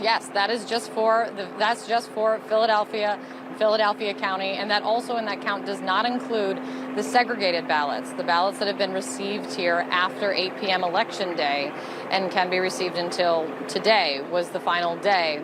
They did not offer a clear count in the press conference that they had earlier, but we have been told previously that they're looking at something about an estimate of about 1,000 of those segregated ballots by the end of today. But again, that's only for Philadelphia and Philadelphia County, the largest county in Pennsylvania, dealing with all of these mail-in ballots still. And just for our viewers who haven't been following this as closely, provisional ballots are essentially ballots of people who showed up on election day. There was some problem at the poll of finding their signature or something like that. They were allowed to vote, and those votes are set aside to be rectified if necessary. Yeah, a perfect example of a provisional ballot this time around would be they requested a mail-in ballot. They didn't receive their mail-in ballot. It didn't come through the mail. So then on election day, they showed up to a polling place and said, I would like to vote. You're given a provisional ballot, which is, it's held until they check that that mail-in ballot, you didn't also mail back in and vote by that mail-in ballot you were supposed to receive in the mail. It's a provisional ballot. They're reviewed, and then they will be counted if there is no issue with it. But it's safe to assume that with those 20,000 mail-in ballots, those provisional ballots rather, that will be reviewed, not all of them are likely going to be counted. All right. Kate Baldwin, appreciate it. Let's go to Brian Todd now, who is in Pittsburgh. Brian, explain how many outstanding votes there are being counted where you are. Right, Anderson, about 35,000 plus outstanding votes are still to be counted, are being counted right now, and will be counted this afternoon and throughout the evening and possibly into tomorrow here in Allegheny County. You know where we are in Allegheny County near Pittsburgh in the western part of the state, and where Kate Baldwin is in Philadelphia, those counties around there. That's the ball game here in Philadelphia. This is where Joe Biden is going to try to drive up his margins and possibly put himself over the top here in Pennsylvania. Now, what we can tell you is we just spoke to the county executive executive of Allegheny County, Rich Fitzgerald. He said that they've gone through so far about 3,000. They've counted about 3,000 of the 35,000 plus ballots that they've got to go through. He did not give us results. He is promising to give us those maybe in about 2.5 hours. Those first results are going to start trickling in about then. But he says they are going to work through the night. They are committed to staying here. They're going to at least work until late tonight, possibly until early tomorrow morning. And, they really are committed to drive this through and get this done. We talk a lot about transparency and about what observers are going to get access to at these places here in eastern Pennsylvania and in other states. Well, what's really cool about this is that we're getting great access right here. This is the elections warehouse here in Pittsburgh. And this is where all the counting for these mail-in ballots from Allegheny County is being done. These are ballots that were mailed before Election Day, on Election Day. They got here, some of them after, and that's why they have to count them here. But look, I'm going to have my photojournalist Jay McMichael kind of zoom past me here. These election poll workers are getting briefed on the next round of ballots that they're going to be counting. They've just counted some damaged ballots, about a little over 2,000 of those. Then they're going to start to count about 3,000 or more ballots from military members and overseas voters. That's what they're about to do right now. And we're talking about transparency. In the foreground, these people are observers. These are bipartisan observers who've been looking over the shoulder of these counters all day long, and they're going to be doing that throughout the night. And you want to talk about transparency. The county executive, Rich Fitzgerald, told us they've got cameras everywhere. And Jay is going to zoom over to those screens there. You can see they've got cameras kind of over the shoulders of a lot of these stations, including where they're storing them, where they're counting them, where they're processing some other votes. Look at those screens right there. They've got cameras all over this room. So you talk about, access to the count, observers being allowed close to where they're counting. That's all happening here. And Rich Fitzgerald, the county executive, told us a short time ago they've had no complaints, they've had no problems with anomalies, anything like that. Right here is where we've observed, just inches from where I'm standing.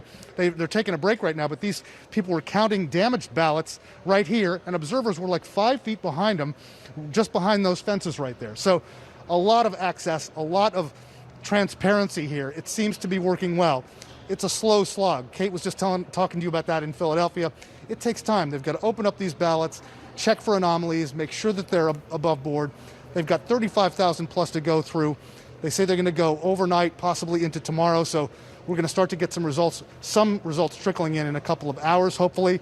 And then, we're going to hopefully bring those to you tonight, tomorrow morning, and we'll see what the final count here is in Allegheny County, which is a crucial county for Joe Biden. He spent a lot of time here, Anderson, in the latter stages of his campaign. Yeah, it's good to see just how close those observers in Allegheny County in Pittsburgh are allowed to get to watch how closely they are, just about 5 feet, as you said. Brian Todd, appreciate it. Thanks very much.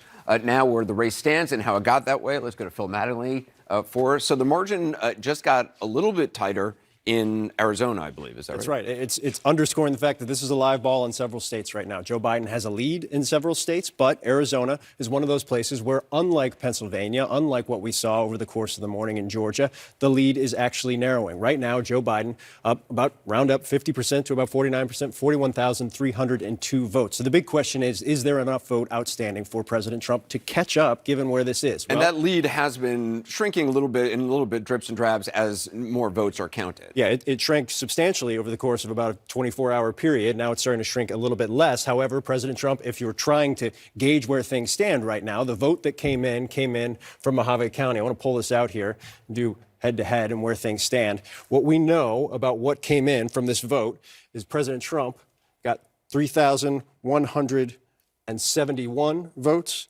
Joe Biden got 694.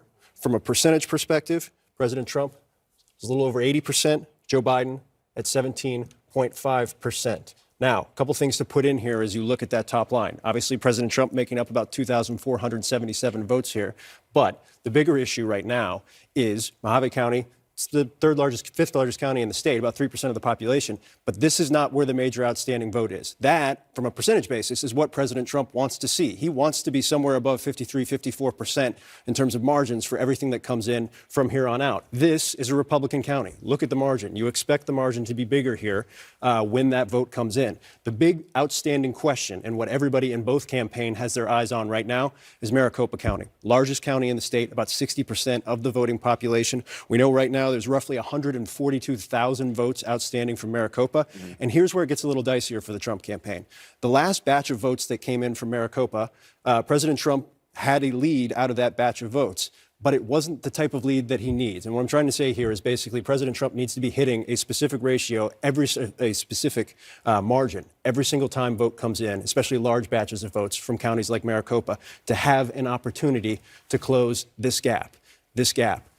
Right now, he's falling short of that a little bit. What he had in Mojave is good. 80% would be great. If he could do 80% in Maricopa, he's not just in the ball game, he's on track. But he hasn't been based on the most recent drops in the largest county. That's what we're keeping an eye on. When those 142,000 votes come in from Maricopa, that's the ball game. So in Maricopa, what is the percentage difference generally between them? So this is the interesting thing. You know, what we've been seeing in Pennsylvania and Georgia is the late vote was all being counted as mail-in, and mail-in vote was leaning so heavily Democratic that Joe Biden has been making up huge margins repeatedly over the course of the last 24 hours. Arizona has been a little bit different. Maricopa, the mix, the composition of the vote that's come in terms of when it was dropped off, whether it was mailed in.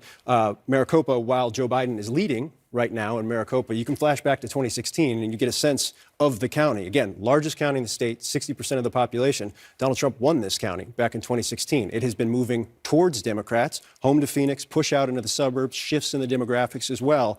But even though Joe Biden's leading right now, President Trump needs to do better than this. He needs to be hitting somewhere between 53, 54% in everything that comes out from here on out. And in the last batch, he was not able to do that. So you're looking at the Mojave numbers of the Trump campaign. You're very happy with those. But the real ball game is Maricopa. And Maricopa today so far has not done enough for President Trump. Right. With 142,000 votes outstanding in Maricopa County, I mean, it is within the realm of possibility that this batch of 142,000 will radically favor President Trump. But if the recent example is any indication, I mean, the odds are it will be similar to this current differential. I think that's a great way to put it. We don't know exactly what the composition of the vote is, Republican to Democrat. We have a decent idea of registration and where it stands right now. And we know the Trump campaign felt like the late votes gave them a chance, gave them an opportunity. But we know, talking from two Republicans in the state with the last batch that came out, he missed his margin. They were pretty down after the last batch that came out. It would be a heavy, heavy lift for him to close the gap, but they're still counting. There's still vote outstanding. We saw there's other counties with a little bit of vote, too. So there are areas for President Trump to pick up. We'll see if he has the time or runs out of time. But the 142,000 uncounted ballots in Maricopa, that is the biggest batch of votes still out there. To simplify it, that's the ballgame. Right. Whatever margin President Trump gets and what's remaining in Maricopa will decide whether or not he has a chance. And as I said, based on the last batch, both sides have been saying that this seems to be heading in Biden's direction. However, you count the votes, you see how it comes in. We'll wait and see as those votes come in. All right. We'll have more with Phil shortly. We'll keep counting the votes here, and let's go to Aaron. All right, Anderson. Well, we have some news just coming in here. Republicans in Pennsylvania seeking more relief from the Supreme Court related to these ballots that were received after Election Day. Let's get to our Pamela Brown with the latest. Pam, what exactly is this? What does it mean? Well, this has been an area under dispute for a while now, as you well know, Aaron. And now lawyers for Republicans in Pennsylvania have gone back to the Supreme Court. And what they're asking right now is for the high court to, quote, log, desegregate, and otherwise not take any action on ballots received after the election day. So essentially, they want the Supreme Court to weigh in and order Pennsylvania to not include those late arriving ballots that can be included through today, that can arrive in Pennsylvania through today, to be counted toward the vote total. And what they're doing is they're citing the Secretary of State's guidance as the reason of why this order needs to happen. And they point out that initially the Secretary of State in Pennsylvania released guidance saying that these late arriving ballots in Pennsylvania that were sent by Election Day but arrived after would be segregated. She then updated that guidance shortly before the election and said they can be segregated and counted but not go toward the total vote total. And our understanding is that at this point, what we're seeing with the vote totals does not include those late arriving ballots. In places like Philadelphia, they separate them, they put them in shrink wrap and mark them for security reasons. And so that's what you're seeing in some of these counties. But Republicans are not convinced that this is happening across the board in the state, and that's why they want the Supreme Court to weigh in here for this order. So let me just, Pam, a sense of where we are in terms of the significance of this. You look at the margin in the state, obviously, as you have plenty of votes still outstanding. conceding of 13,662 in favor of Biden. How many ballots were received after Election Day? My understanding is it's somewhere on the order of 2,000 to 3,000. So it's a much smaller number that we're actually even talking about here, correct? Right, that's absolutely right. The Secretary of State has said that number is marginal. In other words, it's not going to determine the outcome. Now, the Republicans in this argument to the Supreme Court, they said otherwise. This is what they said. They said, given the results of the November 3rd election, the vote in Pennsylvania may well determine the next president, and it is currently unclear whether all 67 county boards of elections are segregating late arriving ballots. But that aside, you're right. It is a small amount, according to the Secretary of State, compared to the valid mail-in ballots that they are going through now, the mail-in ballots that did arrive by Election Day, the provisional ballots, and the military ballots. And so this appears to be part of this overall legal strategy that we're seeing from Republicans and from the Trump campaign to file various lawsuits to muddy the waters on issues, on lawsuits that really aren't going to move the needle very much in their favor, really. Yeah. All right. Well, Pam, thank you very much. I think it's really important what Pam said there. You know, as we try to demuddy the water when we can, that the vote total there, at least in terms of what we're looking at now, right now the margin is about 13,600 votes between Biden and Trump. You have 35,000 still outstanding in Allegheny County. You're still counting. That 2,500 to 3,000 at this point does not seem like it is something which will move the needle. But it is part of the strategy we're seeing from this White House, and we have some developments on that front right now in terms of the legal strategy. Let's go to our own Jim Acosta. What are you learning about this, Jim? Yeah. Aaron, I think the big headline coming out of the White House right now is that the president is digging in. He is telling people around him that he would like to see these challenges of the count in these various states to continue perhaps into December, when the electors would certify their votes for president in these various states. That has the potential to drag this out for several more weeks. Now, obviously, these states are going to certify their results, pass them on to news organizations and so on, and we'll be able to report who we believe to be the winner in these various states.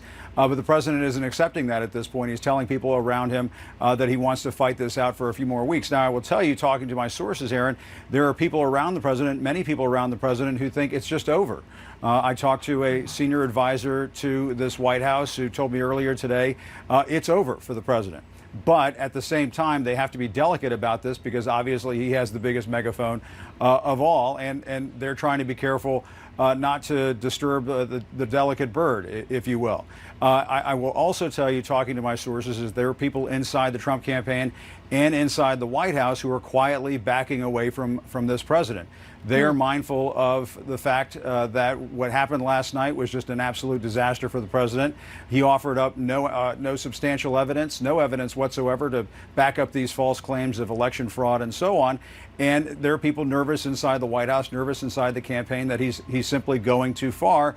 And at this point, you're going to see perhaps some officials not running to get behind the president, to stand behind him at some of these press conferences that he may be having over the next several days. So, I mean, Aaron, I think the sense that I'm getting from people over here is that the president wants to fight this out, but not everybody is on board with this. The other question that has been raised from people I'm talking to inside the campaign is there's just a lot of concern about the voices the president is sending out. People like Rudy Giuliani, people like Pam Bondi, people like Corey Lewandowski.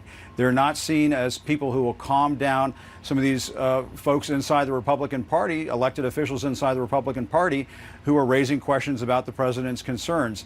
I was told by a senior advisor that there are some people inside the campaign, inside the White House, who would just like to see more credible voices out there speaking on the president's behalf, making these kinds of claims. So for now, it sounds the president is not in any mood to concede. He wants to drag this out. He wants to dig in his heels right now. Yeah. And that's what he's instructing aides to do, Aaron. All right, Jim, thank you very much. So, you know, what does this mean, right? How long does something like this go? And does it have a chance of changing anything in the outcome? Richard Pildes is with me, along with Fernita Tolson, both election law experts.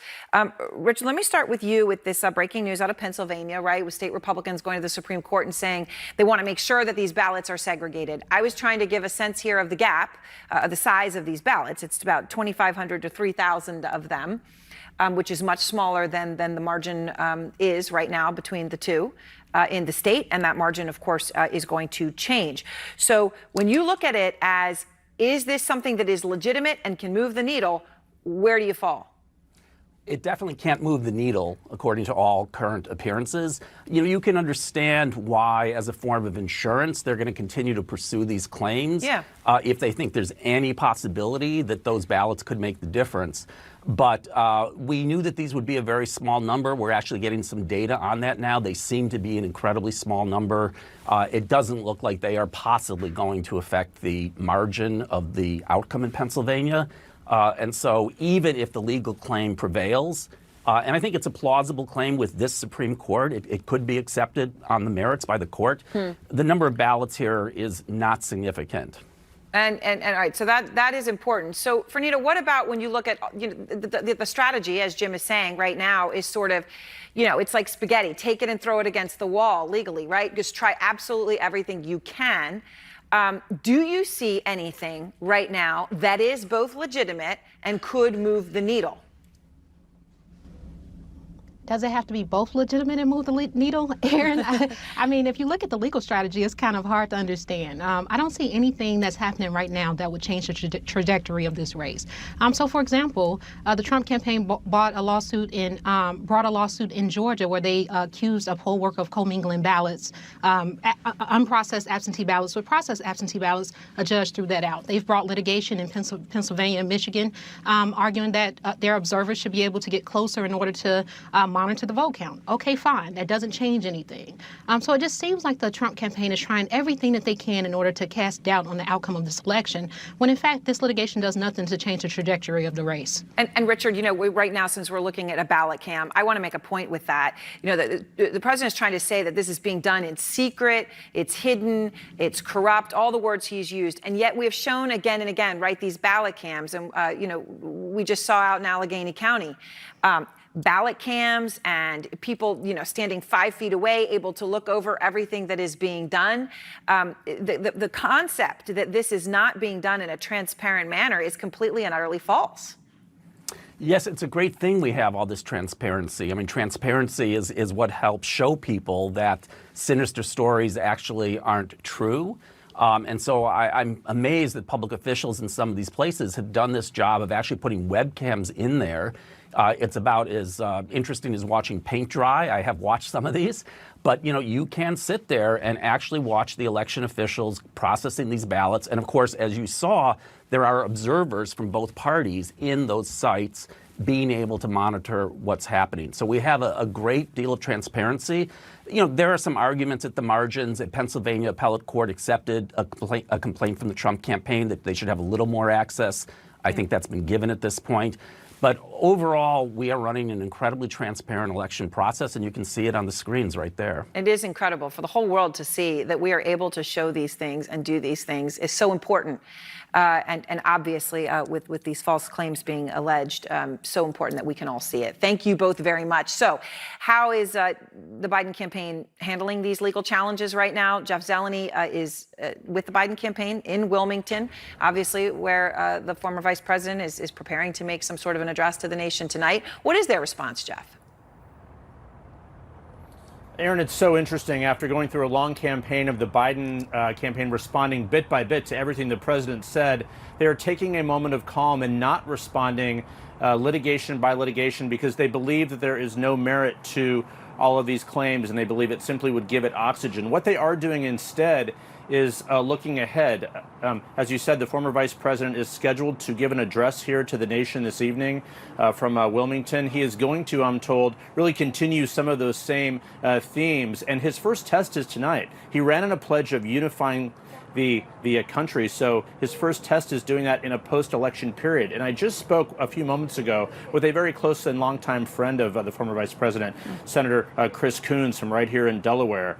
And he said that he believes the former vice president will take a bit of time and a bit of patience for Republicans and for the president to accept the reality of this election if it turns out to be that President Trump is not successful here. He said patient. So the question is how patient and how long will that go? Since this is, we're coming up on a Friday evening here, counting going through the weekend, it's the hope of allies of Joe Biden that come Monday, come next week, if this is still sort of locked in the same position, that party elders and Republicans and others begin speaking out about the need to move on and focus on coronavirus, focus on the deep challenges facing the country here. So this is a bit of a first test for Joe Biden in his ability to unify the country here. Obviously, some of it is out of his hands, but how he handles his transition, his speech tonight, will really set the tone for that going forward. So that is certainly interesting. And also, if the race is not called by this evening,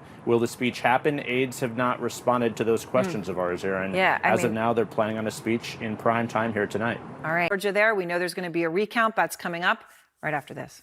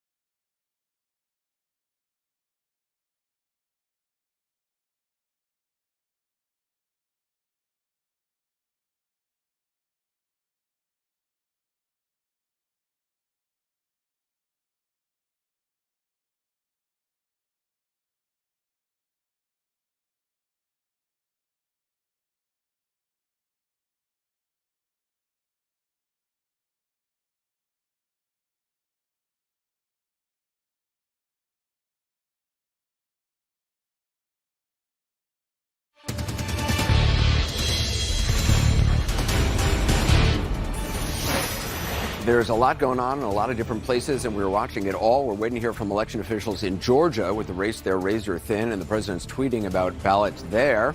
That and new votes coming in. All the close races you see there on the right of your screen. Let's start with Phil Mattingly. A number of tight races that are important to look at right now. What do you want to show us? First, let's go big picture. Obviously, we're paying attention to Pennsylvania. We're paying attention to Georgia. We're waiting on Arizona. We're waiting on Nevada. That's really the big outstanding right now. And to give you a sense of how things are going, Georgia just had 40 votes drop in. So we're getting down to the end here a little bit. And Biden is at almost 74 million. He's at 73,985,000. You can keep an eye. We've been doing this for the last couple of days. You keep an eye on this top line, and all you have seen is the margin here grow. Right now, Joe Biden leading the popular vote by 4.1 million votes. I think the biggest thing everybody is focused on right now and waiting as we wait for the Georgia press conference, we wait for more votes to come in Georgia, is the state of Pennsylvania. This is the ball game. If Joe Biden wins Pennsylvania, Joe Biden is over 270 electoral votes. And the reality right now, Anderson, if I'm just going to pull this up here, let's track back to Wednesday at midnight. Donald Trump was ahead by 548,000 votes. Now follow with me. You and I were on air at various points throughout the course of this process. Then his lead went up to 589,000 votes. Skipped ahead a couple there. Then to 435,000 votes. Now what happened here? Why did this start to move down? Well, the state of Pennsylvania, not unlike Wisconsin and Michigan, both states won by Joe Biden, counted the Election Day vote first. The Election Day vote was very strongly Republican. The Democratic vote went very heavily mail-in ballots. Mail-in ballots were counted last. And part of that is the president is as much responsible for that as anybody. I mean, Democrats were telling their people, vote early, vote when you can by mail. The president was telling his people, vote on Election Day. Don't trust this mail-in ballot stuff. Yeah, and credit where it's due. The Election Day turnout for Republicans across the country was huge. Yeah. The president has gotten the second most votes in the history of a presidential election. Unfortunately for him, Joe Biden has gotten the most votes for that. But to your point, mail-in balloting has skewed so heavily Democratic as we've seen it as the votes have been counted and it's come out. So we'll keep going, and you just watch how the margin drops. Down to 182,000 Wednesday at 11 p.m. Down to 146,000 Thursday at 9. Keep going. 108,000. And just 73,000. Important, again, just to reiterate, this is not new votes coming in, more people voting. This is votes that had already been sent in that they are just finally getting around to count. It is purely the construct of how the state counted. They counted the Election Day vote first, then they counted the vote by mail. And take it as the inverse of Ohio. You remember on election night, Ohio started off very blue to the point where everybody was looking around and saying, wow, Ohio, we thought maybe it was off the swing state map after what President Trump did in 2016. And it was super, super tight. And then they started counting the Election Day vote. And all of a sudden, President Trump ended up winning Ohio by 8 points. It was a similar type of story here in the inverse. And in the inverse, what has occurred over the course of the last 12 hours is Joe Biden has eaten away and taken the lead. Now, the big question for President Trump here, as Joe Biden now leads by 13,662 votes, is there a chance, one, to stop the bleeding, and two, to come back? And the reality on the ground right now, because primarily a vote by mail, the mail-in ballots are pretty much what's left over to count and report, but also where those ballots come from, is President Trump has a problem in Pennsylvania. That has been very clear now for several hours. And the reason why, you just heard from Kate. Kate was talking about Philadelphia. Philadelphia has about 3,000 votes outstanding that we expect to be reported, and she was talking about provisional ballots as well. I think she said something between 20 and 30,000. Philadelphia right now, you look at this margin. Anderson, this is not the margin that is translated in the vote by mail. When vote by mail has come in for Philadelphia, it has been 86, 87, 88% for Joe Biden. So that means when this comes in, even if it's 2,000 or 3,000 votes, that is in bulk going to Joe Biden. And that's not just the case here. You can move up through southeast Pennsylvania into the suburbs. We saw some from Bucks County earlier. You talk about Allegheny County, where there's got about 30,000 votes outstanding. Everything that comes in is coming in at a margin that benefits Joe Biden. Right now, Donald Trump needs to win basically somewhere like 56% of everything that comes in from here on out to be able to win. That is not happening, and where the vote is outstanding, and that it's all vote by mail, is a significant problem for him in the state. Yeah, in Allegheny County, Brian Todd was saying 35,000 votes outstanding. 3,000 of them have already been counted, but they haven't been reported. They haven't been sent in, so we don't know what those 3,000 that have been counted are. And in Philadelphia, 20,000 mail-in ballots still to be counted. 20,000 provisional ballots still to be counted, and there's about 1,000 or so segregated ballots. Right. And so you make a good point about Allegheny. Look at the margin in Allegheny right now. Home to Pittsburgh, pretty much Democratic stronghold. They're going to win Allegheny election by election, 58.7 to 39.7%. That is including the in-person vote. Mail-in ballots in Allegheny County, they've been going 77% to Joe Biden on average. And so that underscores this point. Even in Democratic strongholds where Joe Biden has a good margin, it's coming in much higher. And we know that's where the majority of the outstanding vote is in Pennsylvania. And that is why Joe Biden right now is looking at Pennsylvania and the campaign feels good. And the Trump campaign's got a problem in Pennsylvania. And if the trends hold that we've been seeing on all these votes which have yet to be actually counted, Vice President Biden's lead is just going to be growing. So there's 112,000 votes left over right now, are still to be reported. These votes have all been submitted. They have all been cast. They're being counted, and we're waiting for them to be reported out. 112,000 votes left over. And the way things are looking right now, when you look at the outstanding vote and you consider the fact it's all vote by mail, is you're looking at this margin to grow by tens of thousands of votes, barring some unforeseen change based on every trend we've seen over the course of the last 12 hours. And the current challenge that they're talking about going to the Supreme Court with, which is essentially challenging the counting of some of the votes, that's affecting maybe 2,000 to 3,000. That's votes that were cured, I think it was, wasn't it? Yeah, it's when they were cast in terms of when they went to a Supreme Court case and the details of that, not to get too in the weeds, but the reality of it is, not to break news here, but 2,000 to 3,000 votes is not going to matter if Donald Trump is losing by 40 or 50,000 votes. So that's not likely, as you were talking about. Is that going to move the needle? Unlikely based on the way things are headed. Let's listen to the Georgia Secretary of State. A clear line of communications with the media, the county election officials, and our voters. Our office will continue to give unprecedented access. The voters of Georgia deserve transparency. Georgia voters deserve accurate, real election results. Election workers around the state are working with integrity to ensure every legal ballot is counted and no illegal ballots are counted. Right now, Georgia remains too close to call. Out of the approximately 5 million votes cast, we'll have a margin of a few thousand. The focus for our office and for the county elections officials for now remains on making sure that every legal vote is counted and recorded accurately. As we are closing in on a final count, we can begin to look toward our next steps. With a margin that small, there will be likely a recount in Georgia. Interest in our election obviously goes far beyond our borders. The final tally in Georgia at this point has huge implications for the entire country. The stakes are high and the emotions are high on all sides. We will not let those debates distract us from our work. We will get it right and we will defend the integrity of our elections. In some states, there are complaints about monitors not being allowed to watch the count. In Georgia, this process is and will remain open and transparent to monitors. If any member of the public raises legitimate concerns, we'll investigate those. We are committed to doing anything and everything to maintaining trust in our electoral process here for every Georgian, regardless of partisan preference. Thank you. Good afternoon. Again, I'm Gabriel Sterling, the Statewide Voting System Implementation Manager. And you keep putting your microphones where I put my computer. Essentially right now, the outstanding ballots are about the same as they were this morning. Not too much change on that front. But what we do have is a little more information on some of the provisionals and the UACAVA ballots that are out there right now. So let's see, let's just start with the margin right now. We're looking at 2,448,796 votes for President Trump and 2,450,381 votes for Vice President Biden. And that gives us a margin of 1,585. That's where we stand right now as of 3:08 p.m. on, it's Friday now.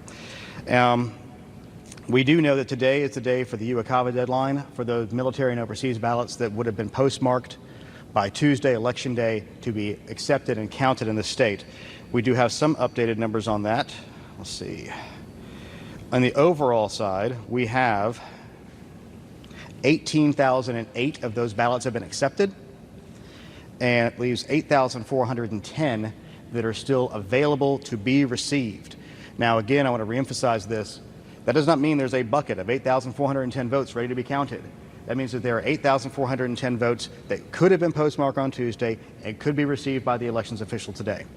So, as I said earlier, it's going to be more than 0 and less than 8,410. So it'll be somewhere in that range. We don't really know how many that is. I do have a county-by-county breakdown of available ones. I'm going to give you some of the highlights, and we're going to try to put this into a release to give the details following this press conference. So, y'all usually want the big ones, so we'll go with that. Bibb, where Macon is, 86 are still out there. Chatham, where Savannah is, 395. Cherokee, do you choose Woodstock? Yeah, Woodstock, why not? 171. Clayton County, 241. Cobb County, 569. Columbia County, 247. Coweta County, 99. DeKalb County, 802. And I want to take a note of personal privilege for a second for the Yankees in the room. It's DeKalb, not DeKalb, not DeKalb, it's DeKalb. So we got to pronounce these things. Doherty, another one of those, where Albany is, they're 74. Douglas County, 111. Fayette, 149. Forsyth, 153. Fulton, 956. And that's the single biggest number, I believe, right there. Gwinnett, 741. Henry, 238. This is another fun one. It's not Houston in Georgia, it's Houston. Houston County, 196. Liberty County, 173. There's a military base there, so there's a little outweighted to its actual size and population. Lowndes County, where Valdosta is, 141. Muskogee County, where Columbus is, 323. Paulding County, 105. Richmond, where Augusta is, 244. Home of the Masters coming up soon. Rockdale, 88 is 80. And I think that's all the biggest ones. So you can take those, add them together, and the balance would be probably about 4,000 for the rest of the 159 counties that I didn't name. So after that, we have the provisionals. And I do have an initial provisional report from Fulton County, which is obviously the largest one, which had the biggest potential impact. Their total provisional ballots received was 4,869.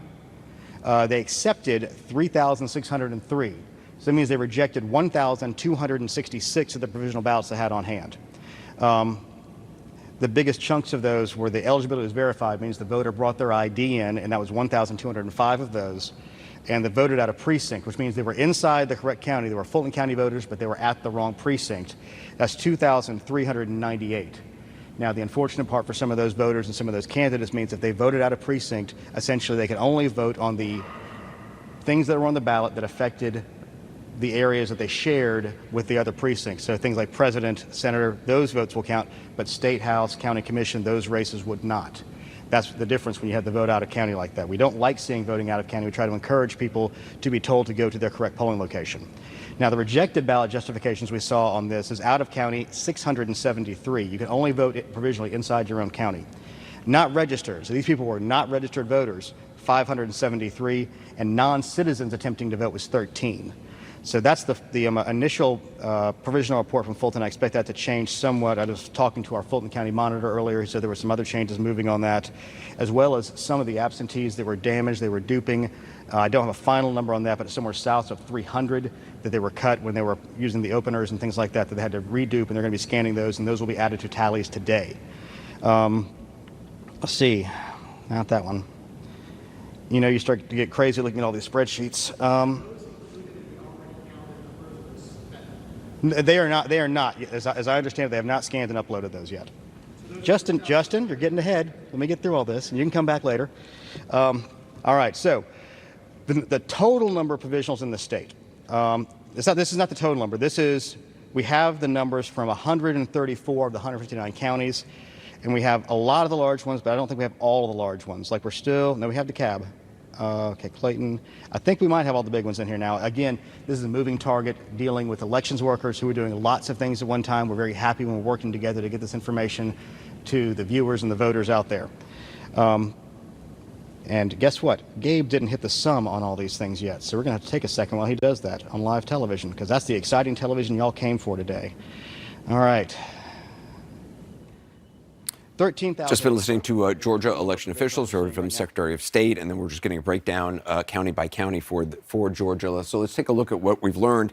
They said the official margin now is 1,585. The difference in votes between, that's what Joe Biden's lead is, 1,585. We're saying 1,603 because they have not yet entered into their system the new official number, which we would then update to 1,000. Is that correct? For 1,585. So our data feed is coming straight from the counties, and that's where we've been getting our data throughout the course of the night. And traditionally, the state will follow once the counties report and it comes in. So we'll have to keep an eye on that and see how that goes. I think there's a couple takeaways there that I think are important. One, we've known this, but this is going to go into a recount. This is going to go into recount at some point. We also know that there's still outstanding votes. So this lead right now for Joe Biden, whether it's 1603 or what the state says at this moment in time, there's a decent chance that this actually ends up going up at some point. And the reason why is the biggest outstanding batch of votes that we're waiting for comes from Gwinnett County. They've been expected throughout the course of the day to release a batch of counted votes in the 4,000, 4,500 range.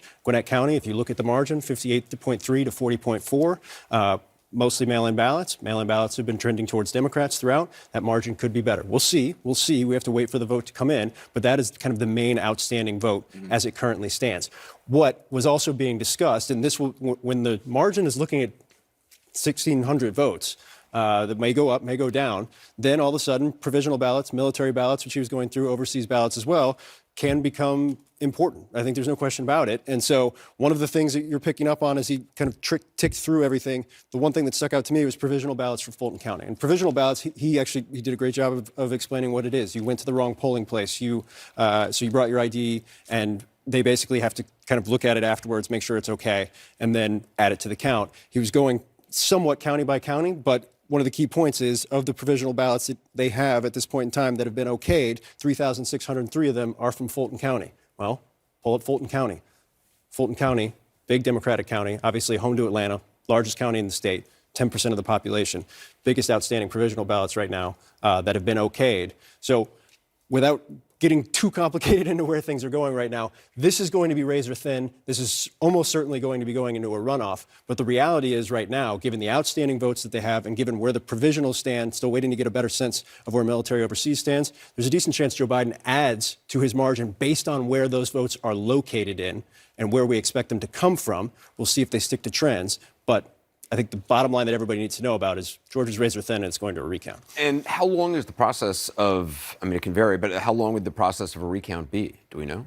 I don't know offhand. It depends on how the state operates. I think the one thing we know for sure, you heard the election officials say right at the top, that this will go to a recount. And I think you have to keep in mind, too, everything that's going on in Georgia right now. You've got 2 Senate races that are going into runoffs, or almost certain to go into runoffs. One for sure. One looks like it's headed in that direction. You likely have a recount here as well. And I think go ahead. Yeah, I was going to say, I mean, the differential is it's a very close race here, obviously, in Georgia, given the sheer number. I mean, you're talking about, almost 5 million votes, which have been cast in total. So to only be ahead by this long is not much. The pool of potential votes out there still to count is not. The lead will increase if it goes by the same metrics that we've been showing. Vice President Biden's lead is likely to continue, just a question of by how much. Right. If it increases a tremendous amount, that may affect the call for a recount, but it seems like, regardless of what it is, given all that's going on, all the concerns about fairness, it seems like Georgia will go for a recount. And you heard the state officials make pretty clear that that's where it's headed. You talk to people in both campaigns, they seem to know that's where it's headed. I think the big question right now, if you work under the assumption that this is going to a recount, right now everybody on the ground thinks that's exactly where it's going. It's what's Joe Biden's margin when you get to that recount? Because I think people need to understand when you go to recounts, and I've covered several of them over the years, if you go to recounts, it's not something where you see 10, 15, 20,000 votes change. Right. It's not something where it's administrative errors. You might see a couple hundred votes max change, maybe a little bit less than that. So if Joe Biden, 1,603 would be a pretty significant change in a recount. Now, obviously, there's a ton of vote outstanding. We'll have to see how it ends up coming in. But if Joe Biden starts pushing that up 2,000, 3,000, 4,000 votes, you get a little bit more comfortable as the Biden campaign with a recount right now. And just because it's going to a recount doesn't mean what they end up with is not going to end up being the final total. I think the one thing I want to stress here is recounts don't end up shifting votes by 10 or 20,000. Recounts usually shift if they shift at all, a small degree. Should also just point out, Republican governor in Georgia, who I believe was formerly the Republican Secretary of State in Georgia. We're going to have more with Phil at the wall as we continue to watch the votes being counted. We'll be right back.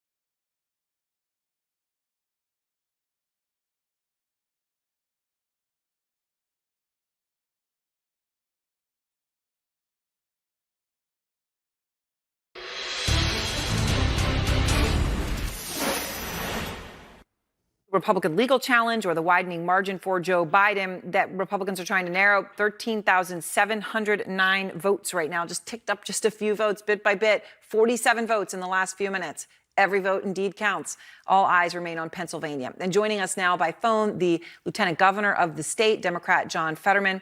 Lieutenant Governor, thank you so much for being with me. And I've got a lot of questions here, and we'll see which ones you are able to answer. Trying to understand the scale of how many ballots, were received after Election Day, right? Technically now legal, but the subject of a challenge. We had that range being 2,500 to 3,000, but we have some new numbers coming in out of Montgomery and Luzerne counties, upping that amount to as many as 4,000 ballots. Do you think that there could be even more? Because that number is starting to get big enough to, looking at the margin we have now, possibly matter. So do you think we have them all or not yet? I spoke to officials in Philadelphia, and it's a small amount. I don't even think it was 1,000 out of Philadelphia.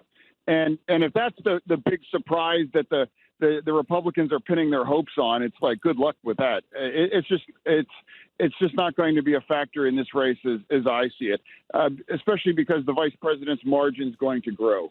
I mean, let's be honest. In Pennsylvania, specifically Pennsylvania, the use of a mail-in ballot in this election was as predictive for Democrats is driving a Subaru. And Joe Biden's margins are going to continue to grow by a factor of 8 to 1, 7 to, these are going to keep growing. Yeah. So I'm not concerned about those ballots that could come under the Supreme Court decision. And that was, I think, that was their ace up their sleeve. And it's like, it's a non-issue. Okay, so let me ask you about one development on that front in terms of what you're doing with those ballots. I understand you don't think they're going to matter to the outcome, but lawyers for Pennsylvania Republicans now asking the Supreme Court to order your state to, quote, log, segregate, and otherwise not take any action on any ballots received after the election. Again, that number is now up to 4,000. I sort of thought you already were segregating them, so is there anything new in this? It's really nice of him to do that, but the only problem is that the Secretary of State had already ordered that long before the election that this was going to happen. So this was anticipated. Mm-hmm. So their coup de grace is a legal maneuver that we've already preemptively complied with over probably 3,000 votes, maybe, whether they count or not.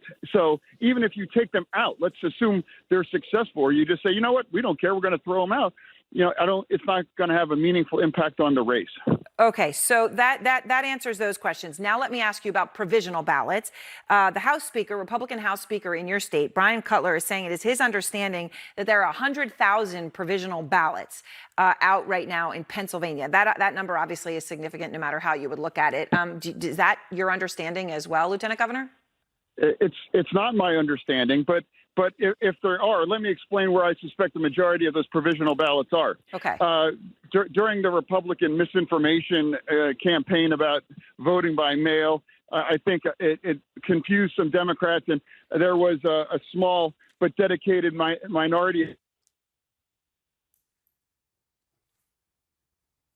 And it sounds like we just lost the connection there. We're going to try to get him back, obviously, Anderson, because that's a pretty, I think, significant answer that he's giving, right? Because you do have the Republican speaker there in Pennsylvania saying there's 100,000 ballots, provisional ballots, and that there should be no results until they're finalized. So I do want to give the Lieutenant Governor a chance to answer that. But you heard him try to put to rest any questions here that are out about ballots that were postmarked by Election Day but received after Election Day, that they're already being segregated. And even though that number's ticked up, he doesn't see any situation in which it would impact this race. Yeah, I think earlier Kate Baldwin, who was reporting out of Philadelphia, was saying that there were an estimated 20,000 provisional ballots in Philly alone. Yeah, in Philly alone. Yep. 20,000 mail-in ballots there still to be counted, and about estimated 1,000 of those sequestered ballots.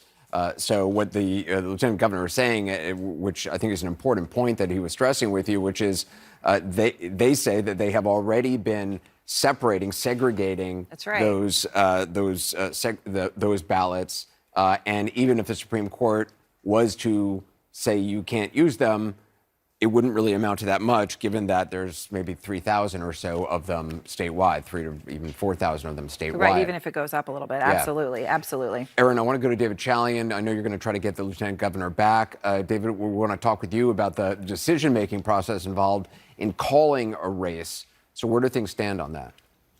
Yeah, I mean, just listening to the conversation you were just having and listening to the Lieutenant Governor, it's gathering all of this information about what is outstanding that is most crucial to our decision desk and others in terms of its calculation. So obviously you see that 13,000 and change lead that Joe Biden has, 13,707 votes at the moment that Joe Biden has over Donald Trump. As you know, Anderson, you were talking to Phil about it. It has been a steady march from a Donald Trump lead as all this vote by mail comes in, as more of the Democratic areas get that vote by mail in.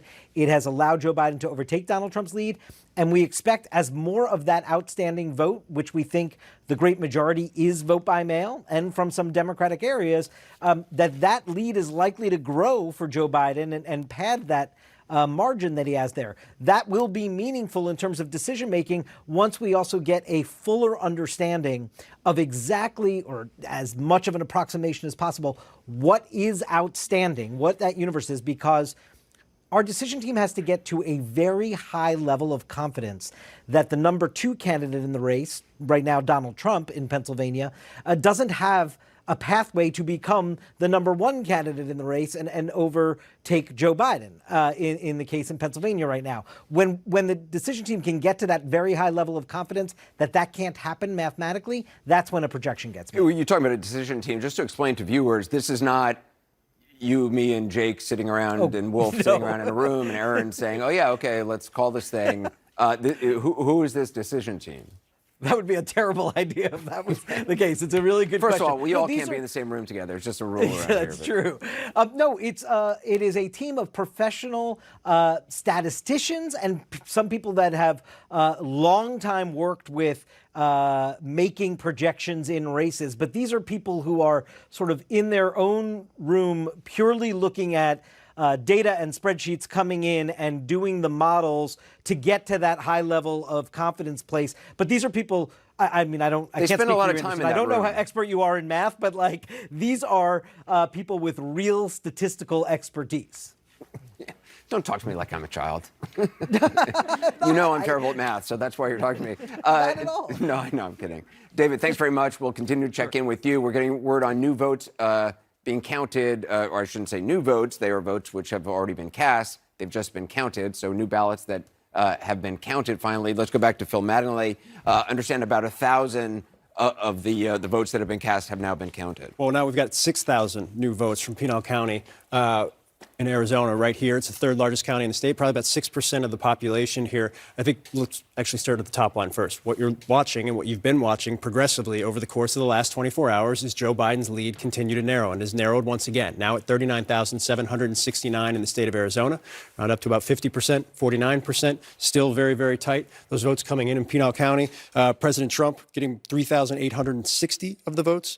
Vice President Biden, 2,683. So what you're seeing... So the lead narrowed by 1,000. The lead narrowed by 1,000, yes, correct. What you're seeing, and I think this is kind of a good example of what's going on, is the smaller counties around Maricopa all still had outstanding vote. And we're starting to see all of that start to come in, maybe not to completion, but at least to some degree of what's outstanding. Again, the ball game in this state remains Maricopa County. That's what we're waiting for, about 140,000 votes in Maricopa County. How those votes come in will likely dictate how things go. And as we talked about last time, right now, based on the last batch that came in and the margin with which President Trump was able to win that batch, the Biden campaign would feel a little bit more comfortable about where they stand. But it underscores that there are red counties in this state, and those counties, unlike what we saw in Pennsylvania, unlike what we've been seeing in Wisconsin and Michigan, Pennsylvania currently, are not universally leaning Democratic just because of mail-in vote, because of how Arizona operates, because they've been doing mail-in vote for a long time.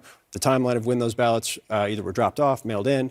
So the composition is a little bit different here. President Trump is continuing to shrink the margin. I think the biggest question outstanding, obviously, you look at the largest county in the state, 60% of the voting population, biggest outstanding vote as it currently stands, is does President Trump run out of time? Right. Does he run out of time and does he run out of vote? And right now, he probably needs to win, I would say probably maybe 54% of the outstanding vote here in Maricopa to be able to close the the top line margin right now. And I think so that's what we're waiting for, and we'll wait and see if that actually happens. So about 140,000 votes, 142,000 I think it is, just in Maricopa. Yeah. Do we know for the other well, we can tick through and see what's outstanding. You get Cochise County, which obviously, I think the biggest thing right now is you're looking at the total outstanding vote in Maricopa, and it just dwarfs every other county that you go through here. So you can even tick through, you move into the rural counties, you have Graham County up here, it's just not a lot of vote. It's 14,000 total votes, 5% left outstanding, maybe pick up a couple thousand votes there. We just did Pinal. You can keep moving around, and it's the reality of this state is it's going to be Maricopa, and it's going to be how Maricopa breaks. That is going to decide where Arizona goes and whether or not it stays in Joe Biden's column and ends up in Joe Biden's column, or whether or not President Trump can close the gap. I want to check in with our campaign correspondents, Arlette Saenz and Caitlin Collins. First, let's go to Arlette. Arlette, you're with the Biden campaign in Wilmington, Delaware. What are you hearing? Well, Anderson, as the vote counting has stretched into the afternoon, Joe Biden and his campaign are closely and patiently watching these results, hoping that one of these states will soon put them over the top of 270 electoral votes. Now, Joe Biden has spent the day at home with his family and senior advisors watching these results and getting updates from his campaign as they've come in. But over the course of the past 24 hours, they have seen some hopeful signs, as you have seen Joe Biden overtake President Trump's leads in Georgia and Pennsylvania. When it comes to Arizona, the Biden campaign has been arguing for the past few days that they believed that the margins might shrink a bit, but they ultimately don't believe his position in that state is going to be overcome. Now, here at the Chase Center, you've seen a senior staff walking through the lobby of the hotel. You've also seen staff diligently working throughout the morning and afternoon, trying to put some finishing touches here on site where Joe Biden is expected to speak later this evening. In fact, up near the stage, you can see some Jeeps with camping chairs in their beds, potentially a place where some people can sit and watch the remarks that are expected to come from both Joe Biden and Kamala Harris. But for now, the campaign is just patiently standing by, waiting to get more results. Anderson. Do we know what time Vice President Biden would be speaking? Or I guess it obviously depends on when things are called. Yeah, it might depend on when things are called. The only guidance we've kind of gotten for the time being is that he's expected to speak in prime times, but that is something we'll be keeping an eye on in the coming hours as we wait to see more as these results come in. Yeah, Arlette Saenz in Wilmington, appreciate it. Let's go to Caitlin Collins in Washington. Caitlin, what are you hearing from the White House?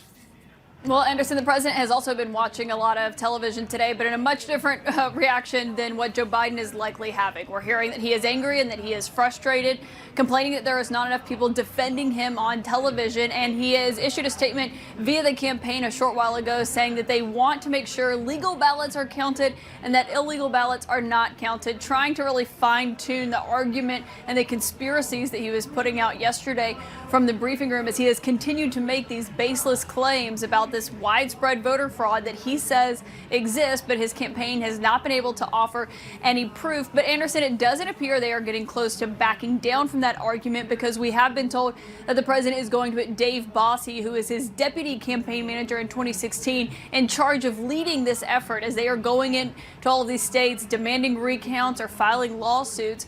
So far, that we've been seeing them do that, but it's kind of been this scattershot approach. So now they're trying to put one person, singular, in charge of that. So we'll see how that goes. But it makes it clear that that is the route that they are going. And further evidence of that is that the vice president and other Trump allies have been calling and soliciting donations today for a legal defense fund, because, of course, it is expensive to ask for recounts. It is expensive to file these lawsuits. And the Trump campaign doesn't have a lot of money. We already know that. One thing that does not seem certain is whether or not we're going to see or hear from the president today. Last night, they scheduled that press conference pretty abruptly, and judging that Joe Biden is going to be speaking on cameras today, they are wondering if the president is also going to want to do that. But of course, they're not really sure what it is that the president would say if he did come out. Anderson. Yeah, Caitlin Collins, appreciate it. Thanks very much. We continue to follow the votes. We'll continue to count the votes, bring you any updates that's warranted, whether Phil Mattingly. Let's go back to Aaron. As we count these, ticking up bit by bit. You saw a little bit of a narrowing of the margin in Arizona. Let me just talk about this here, what the president's going to do tonight on the back of what Caitlin just said. Nia, let me ask you. The president has a decision to make. We all saw what happened last night. It was a disheartening moment. to understate it, in terms of when he spoke. But now you have hours here preparing for Joe Biden's anticipated primetime address. And we don't know what he's going to say, if he's waiting for a call. There's a lot of uncertainty there. But what does President Trump do, Nia? You know, I think President Trump does what he always does, which is to inflame things, which is to engage in conspiracy theories and lies, which is what he has been doing so far. He lied and said that if he didn't win, that the election was rigged. He lied and said that there was widespread cheating and voting fraud, voter fraud, and his followers believed him. And so now he is casting about with his allies for evidence of his lies because he cannot admit that he lied. So that is where we are. We're sort of in this suspended state because the president got us in this place because of his habit of lying. And so that is where we are. I imagine that when Biden comes out, the president will feel like he wants to come out too. But I think we know from this president over these last many years what he will say. There's more about this idea that somehow this was stolen and Philadelphia did something wrong and Detroit did something wrong with zero evidence. Mike, we are now seeing, you know, in a sense, the meatloaf being made, and it's a beautiful thing to watch, right? You've got ballot cams everywhere. You see these numbers ticking up by 47 votes at one moment, right? We are seeing a level of detail. You're seeing an official in Georgia go to a podium and saying, "Wait a minute, I got to update my spreadsheet," and reading you, you know, to the ones every vote in every county. At what point, Mike, does someone say to the president, and I guess the bigger question here is there anyone who can successfully say to the president, it's time to change what you're saying?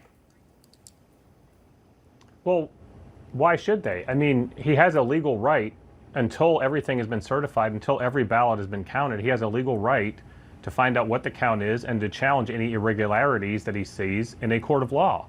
And that goes up and down the system. I believe that for the sake of our democracy and for people who are conservatives who may wind up being on the other side of this, it's really important to follow that all the way through so that people see that a judge has ruled on something, that something is legal or it isn't legal, and everyone can have faith in the system. So I think calling on him to just quit, I think, is actually really dangerous because that is telling his people, don't follow the law and go to court. Of course. You know, just kind of give up. And that's going to anger them. Of course, no one's talking about legal challenges, right? He's saying it's corrupt and it's rigged, and if he doesn't win, people are cheating and, you know, leveling all sorts of things which are categorically false, right? Well, so that's what I'm talking about.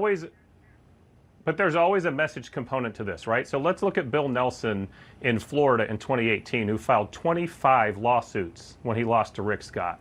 That happens all the time. There's a legal component of this, and then there's a messaging compoment to this, which was talked about earlier by Dana Bash. The message component is the part problem. of what this does. So David, let me give you a chance to weigh in on this. There's a court of public opinion that the messaging component matters for. Yeah, I just think that we're missing a piece, Mike. We're just missing one piece here, which is that what the president hasn't acknowledged in any way, right, is that Democrats overwhelmingly participated in this election in voting by mail, right? So that there is logic to the notion that on Tuesday night, he had leads in states where the election day vote was the first vote tabulated, such as in Georgia, such as in Pennsylvania. And then when the vote by mail got tabulated, it makes sense that since we know that those voters were very much a majority, a preponderance of them were Democrats and voting for Biden, that Biden would eat into the lead he had built up in those states because of the method of voting, right? I mean, there's no acknowledgement from the president that he thinks it's not vote counting. He thinks it's stealing an election.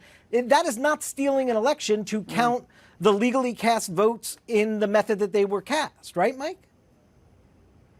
Well, yeah, right. And when they're counted, we will know that. And so the messaging won't match what the legal part of this is. But if you're trying to build support, look, I think they should build more support with Republicans. They should be coming out with actual sort of benchmark cases or issues, irregularities that they've seen that they can build support for and say, hey, guys, this happened, and have everyone go, yeah, well, that needs to be investigated.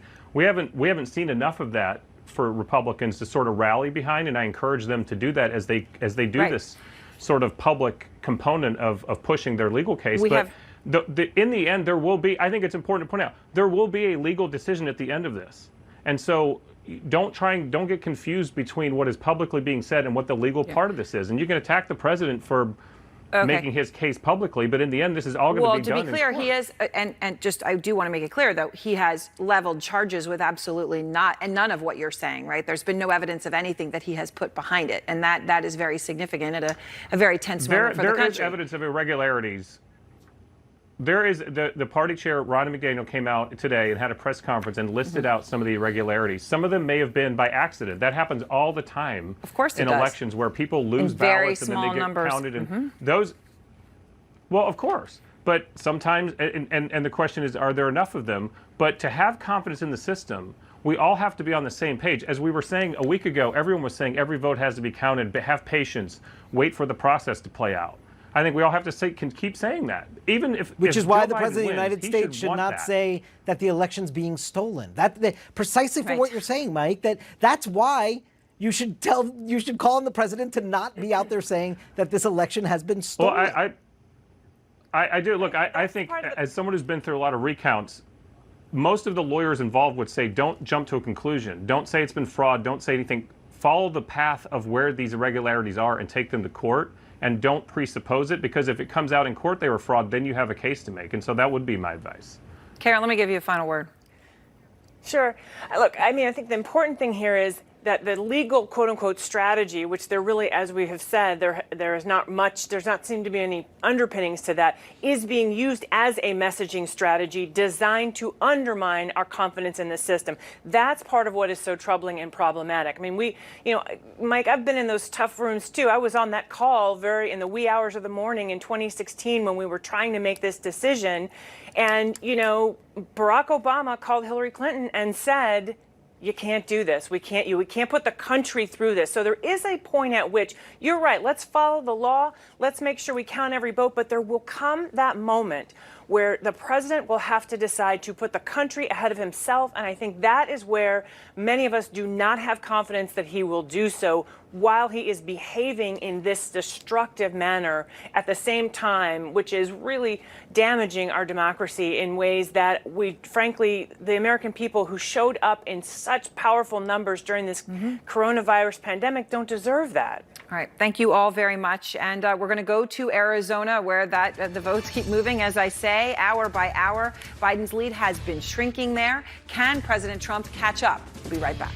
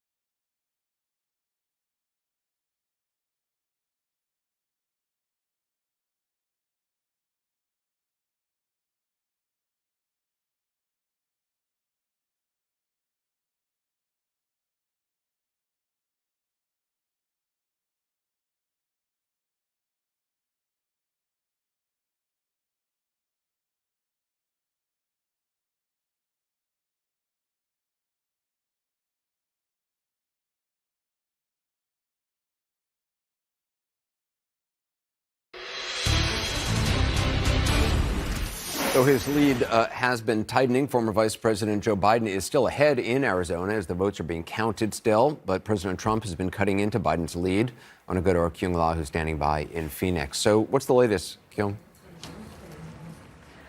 Well, we're starting to see more of the other counties outside of the one that I'm in reporting. And what we're seeing is continued tightening in this race. So the latest numbers that we have from the Secretary of State shows that the separation between the former vice president and President Trump is just under 40,000 votes here in Arizona. That's 1.5 percentage points. So it's very tight. So when I speak to sources here in the state, political sources, both on the Democratic side and on the GOP side, they both say, frayed nerves, it is exceptionally tight. The expectation is that it will continue to tighten. But what they are looking at are the ballots that are coming out of here. You can see that this machine has been going throughout the day here in Maricopa County. This is where Phoenix is.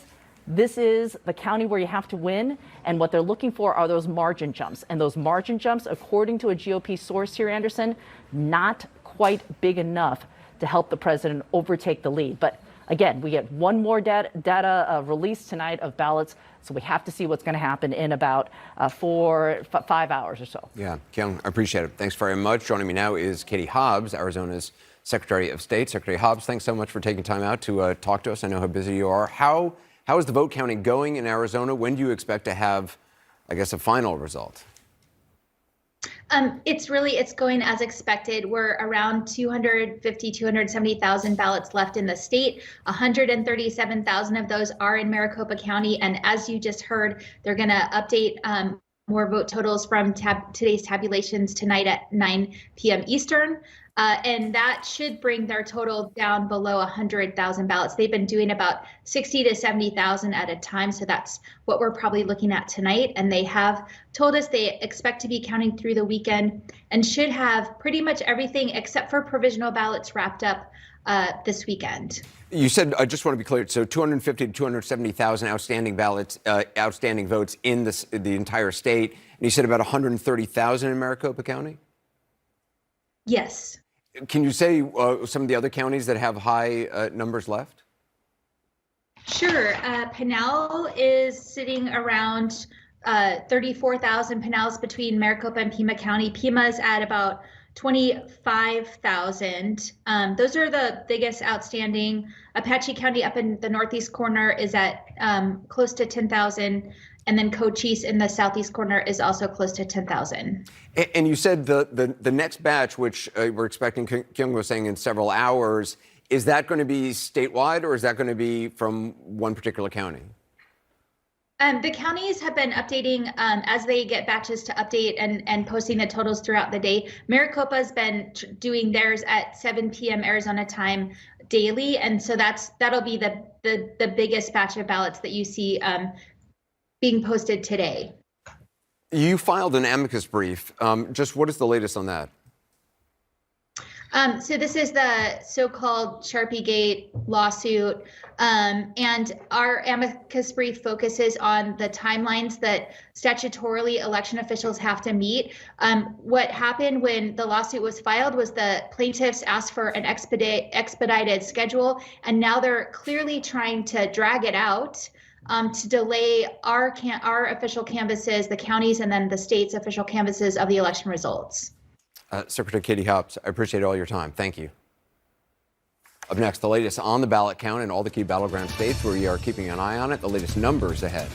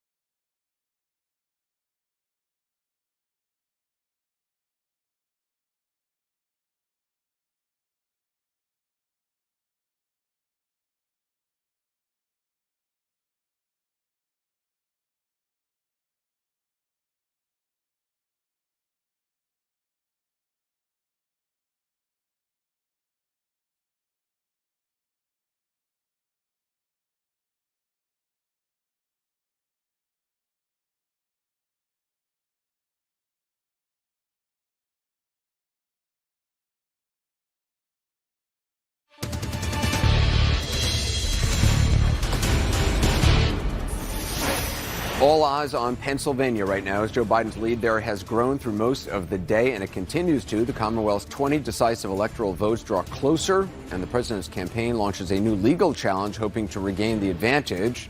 And that's exactly, obviously, what they're doing, Anderson. But if trends continue, as we look at the numbers, it would be enough to put Biden over the top. Yeah, we're going to have the latest on the count there and in 3 other states where Biden is leading, but by no means running away with it. Georgia, for one, especially tight, likely heading for a recount.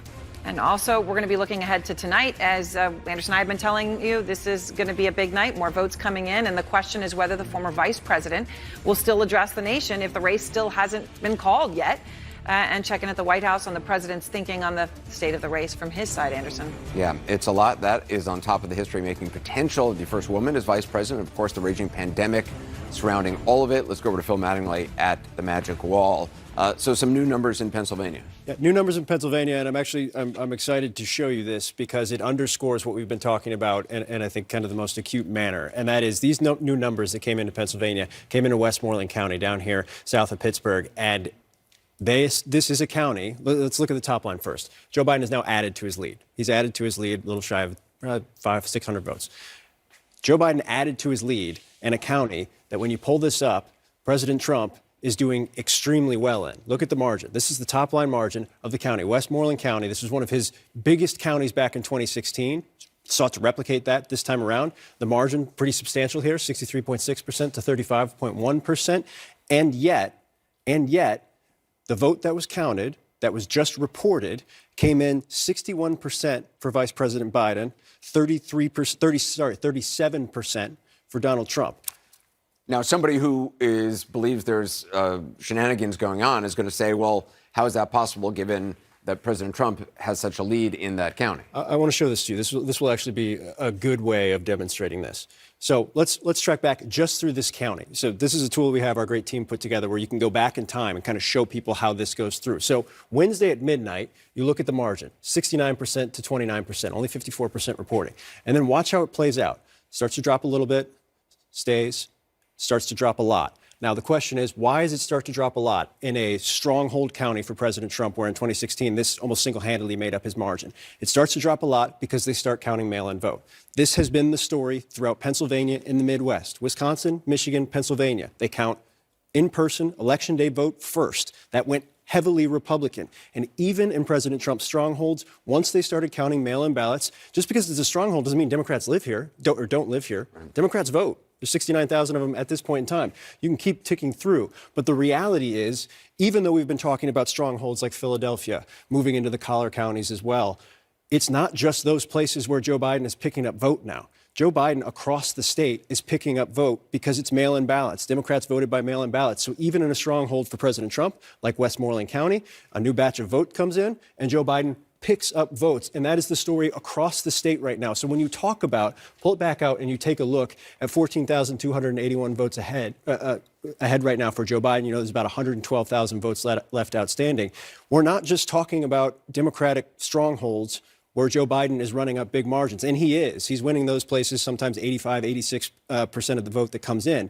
We're also talking about red counties, President Trump strongholds, where Joe Biden is pulling in 60% of what's being reported. Right. So if President Trump needs to pull in on net somewhere between 53 and 54% of the outstanding vote to try and make that up, you say 14,000 votes. That's not a lot. Well, here's a big problem. When this county with this margin comes in and Joe Biden is winning 60% of the batch that comes in, that underscores the issue that President Trump is dealing with. And the reason that that is happening is because of how they count. They have been counting mail-in ballots last. Mail-in ballots have been leaning heavily Democratic, even in places like Westmoreland County, where President Trump has a nearly 30-point margin. And we're still in a situation where Philly, about 20,000 mail-in ballots left to be counted. Allegheny County, some 35,000 still to be reported. Yeah, and so the perspective is, you know, this is a nearly 30-point margin. Tick over to Allegheny, where you have 35,000 ballots remaining, and look at that margin. In Allegheny County, for the mail-in ballots that have been coming in, because they've been coming in leaning Democratic, because most Democrats voted by mail in this state, has been actually going 77% to Joe Biden. And so all this makes pretty clear right now why Democrats feel comfortable about where they are in the state and the trajectory of where these votes are going to go heading forward. That's the mail-in ballots as they count. Obviously, we've got to start to try and figure out where provisionals stand. We've got to figure out what's being segregated, all of those things. But I think the bottom line here, and the reason why I was happy that this was the batch that we got in, is it underscores that it's not just Democratic strongholds where this vote is coming from, right? It's coming from all over because of how the vote's being counted, when it's being counted, and how these votes were cast. And what's being counted right now is mail-in, and mail-in's leaning Democrat, even if it's a conservative county. I think I just saw the numbers move It ticked up again. Yeah, it ticked up again. So there would, I mean, as they're reporting in small batches at this point. Yeah, it depends. Look, I was here all morning, late night all morning, and we got little pieces of Philadelphia as it came in. There's still 5% outstanding. Kate Baldwin was kind of walking us through that. You were talking, I think, 20, 30,000 was what you were saying. Yeah, 20,000 provisional ballots, 20,000 mail-in ballots in Philly, and 1,000 segregated ballots. Segregated ballots, and I think Kate said they still thought they'd have a drop of 2,000 or 3,000 mail-in ballots as well coming out of Philadelphia. You can kind of tick through on the collar counties and see what's outstanding. You've got Montgomery County, obviously Democratic stronghold. You got about 5% outstanding. And so it's just kind of how each county is deciding to process and report. A good example of that, we hadn't seen anything from Westmoreland in a while. They report. Now they're at 95%. Joe Biden's still taking 60% and a Republican stronghold. Yeah, I want to check in with the campaigns. Arlette Saenz and Caitlin Collins. Let's first go to Wilmington, Delaware. Arlette, how confident is the Biden campaign at this point? I mean, obviously, they have even more access to numbers. They've been seeing the trend lines. What is their plan just for the next several hours? Well, Anderson, Joe Biden and his campaign are all watching these results coming in very closely. They've seen those signs of hope over the past 24 hours as Biden has kind of widened his lead over President Trump in states like Georgia and Pennsylvania. And for the time being, Joe Biden is still slated to speak here, expected to speak here in Wilmington, Delaware. But the question is whether they might reevaluate that if that race does not get called heading into the evening hours. Joe Biden has been spending his day at home with his family and his senior advisors, watching these results come in, getting updates from his campaign about where things stand. But they've been keeping this close eye as they've seen some of these votes coming in their favor in these hours stretching into the afternoon. And they're really closely watching the state of Pennsylvania, where a win would not just be a strategic win, but also a personal one for Joe Biden. That is the state where he was born, spending his childhood in Scranton, Pennsylvania. He invested a lot of his personal time in the closing days of this campaign, trying to get the votes out there in his native state. But right now, it's really a game and a theme of patience for the Biden campaign as they are waiting to see and hoping to see that one of these states will help them get to that magic 270 number. He's going to be having he's supposed to talk, they want to have a talk in prime time this evening. Is that going to happen regardless of whether Pennsylvania has been called or not? They haven't given any indication of whether their plans have changed, but here on site, there has been quite a bit of activity over the course of the day as staff has been preparing for this expected remarks from not just the former vice president, but also his running mate, Kamala Harris, which would be the first time that we are hearing from her since Election Day. So you've seen staffers up there on that stage. You've seen them rearranging some of the Jeeps and trucks that are centered right in front of the stage where these remarks are expected to happen. But for the time being, we haven't gotten any indication whether they might be reconsidering whether he gives remarks later this evening. Okay, Arlette, thanks very much. Caitlin, what are you hearing out of the White House? Well, it's interesting hearing you ask if they're still going to speak, even if they haven't called Pennsylvania yet for Joe Biden, because basically what we're hearing is that even if they do call Pennsylvania for Joe Biden and he comes out and gives this acceptance speech tonight, the president is not prepared to concede this race. He has no plans to do so. He has told people that even if it becomes clear that Biden is on this path to victory and the president is not, that there is no concession speech prepared right now. And even the president has acknowledged in some private conversations that the math just isn't there for him outcome right now, but they are still moving forward with what they believe is going to be a prolonged court battle. As I noted, they put Dave Bossie in charge of that, and they believe that is going to take several weeks. So they feel like they've got a little bit of time here to figure out exactly what it is they're going to do. And the president believes that in that matter of time, he's going to continue to sow doubt about the outcome of these results, whatever they are, if they are not in his favor, of course, as we've seen. And it's interesting, Anderson, because the position that they're in right now, where the president is obviously upset, he is frustrated, and speaking with his advisors, is they had never really prepared for this. Obviously, I don't think a lot of incumbent presidents talk to their aides at length about potentially losing the election, but the president and his aides really never did that. It is obviously a delicate subject for him, and the pattern that we've seen with the president is when something is a delicate subject, something like Russia, people just don't bring it up with him, and that is exactly what happened here with losing. So this is something that the president truly was not prepared for, and it doesn't appear to have set in with him yet. It does appear to have set in with some of his aides, who we are told, there's a bit of a frenzied atmosphere in the West Wing right now where people are wondering what is their next job going to be? What are they going to do? How long are they going to stick around as this court battle is going on? So that'll be something to watch. Does everyone stay in the West Wing while they're going through this court battle and contesting the outcome of these results, whatever they may be? So you're hearing that there's folks in the West Wing of the White House, people who work in the White House, who are already thinking about where the exit door is. Exactly. There are people in the president's inner circle, the Hope Hicks, the Dan Scavinos, those types. They're focused on dealing with the president, managing his anger, I'm told. But there are a lot of other people who are not particularly close with the president who are trying to figure out what is their next job going to be, because people believed the president was going to win. He has this ability where, when he gets impeached, he somehow survives. He gets COVID and he's out of the hospital a few days later. They really truly thought he was going to win re-election. So now they are having to recalculate and decide what is their next job going to be, and what is it like going into the job market, not from a normal White House where typically you've got a lot of offers, but coming from the Trump White House where it's proven to be more difficult to land yourself in the private sector. Yeah. Caitlin Collins, appreciate it. Thanks very much. We'll continue to check in with you. Let's go back to Aaron. All right, Anderson. So, Pennsylvania, waiting for these votes to trickle in. Brian Todd is in Pittsburgh, Allegheny County. Brian, so we just saw that the tick here in terms of vote count go up between 500-600 votes in favor of Joe Biden for the statewide margin. Where you are, though, 35,000 votes outstanding. It is a big chunk of change.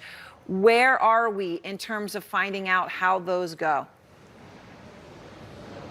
Aaron, we could be maybe about an hour away from getting some of the first results of that count that you're talking about, those 35,000 plus mail-in votes that were, some of them were postmarked before Election Day, some were postmarked on Election Day. They're arriving, and they didn't start counting them until after Election Day.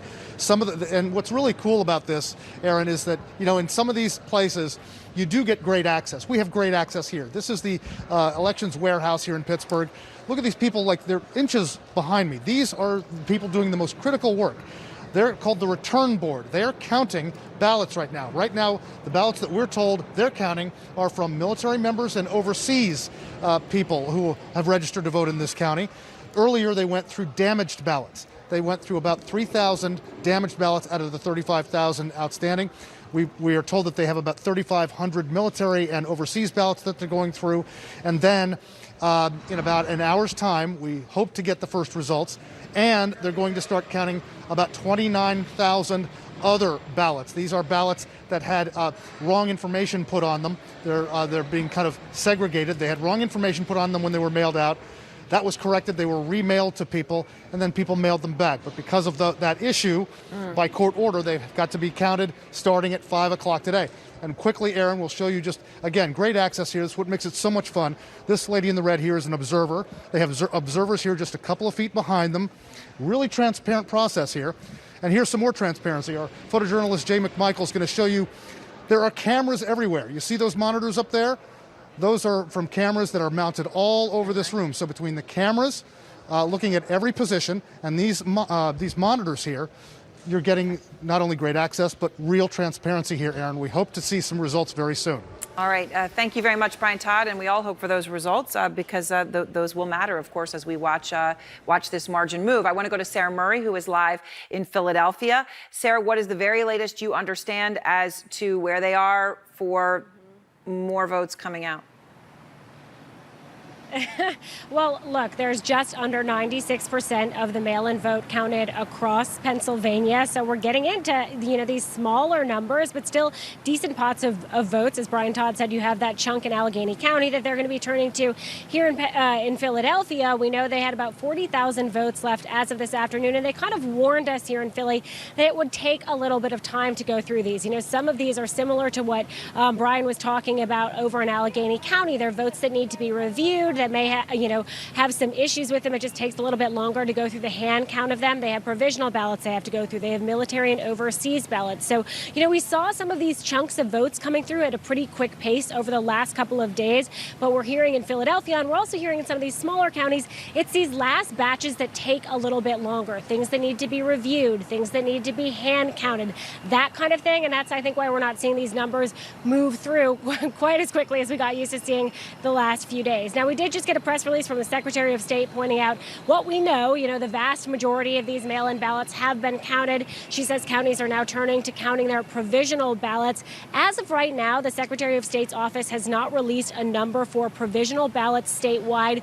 or for those segregated ballots, the ballots that came in after 8 p.m. on Election Day to 5 p.m. today. Now, we know that they're talking to all the counties, as are we at CNN, trying to figure out those counts, but so far they haven't released statewide numbers for those. All right, Sarah, thank you very much. So waiting. There's overall numbers we're not yet sure of. And of course, waiting as these votes are tabulated and they come in, what changes to that margin in Pennsylvania, all important, crucial margin right now, 14,281 votes in Joe Biden's favor. David Gergen joins me now. And David, you have been in these moments. You have worked with so many presidents. The reporting you just heard from Caitlin Collins at the White House, from President Trump, acknowledging to some allies he recognizes the math won't work in his favor, but maintaining that a prolonged court battle will sow enough doubt to allow him to refuse to accept this election. That is the mindset of the President of the United States right now. As Joe Biden, with this lead in Pennsylvania, is primed to make a speech to the nation tonight. He may be declared the victor by then, he may not. What does he do at this moment? Well, first of all, Aaron, it's very important to remember the tradition, and that is that the loser is normally the one who calls the winner, has a private phone call, and then goes before the public to make a gracious concession speech and promise to do everything he can to help the next president of the United States. And of course, we have instead a very childish response, irresponsible response from our current incumbent. Under these circumstances, I think it would really be helpful if the president were to go on a double track. He has every right to go file lawsuits and make his complaints, but he is also the president for the next 11 weeks. And during that period of time, if there's going to be a transfer of power, as there is, I think now, and I think it may be peaceful, it's extremely important for Joe Biden to have the time to form his own government, and by the way, tap into those funds that are made available to the new president and his transition team in order to get ready to take over on January 20th. Those are the wheels that ought to be in motion tonight. Even as they go on with the lawsuits, they ought to do this other. Under the circumstances, I think Joe Biden has to come out and set his own tone for the country. If Donald Trump is not being gracious, Joe Biden must be extra gracious. So he should must be he, David, particularly understanding. Should he tonight go ahead go ahead and give that speech? I'm sorry, I didn't mean, but they announced they were going to give this address, and we don't have a whole lot of detail on whether that plan would change if we don't yet know a victor tonight. Should Joe Biden speak regardless to the nation? It's a hard question.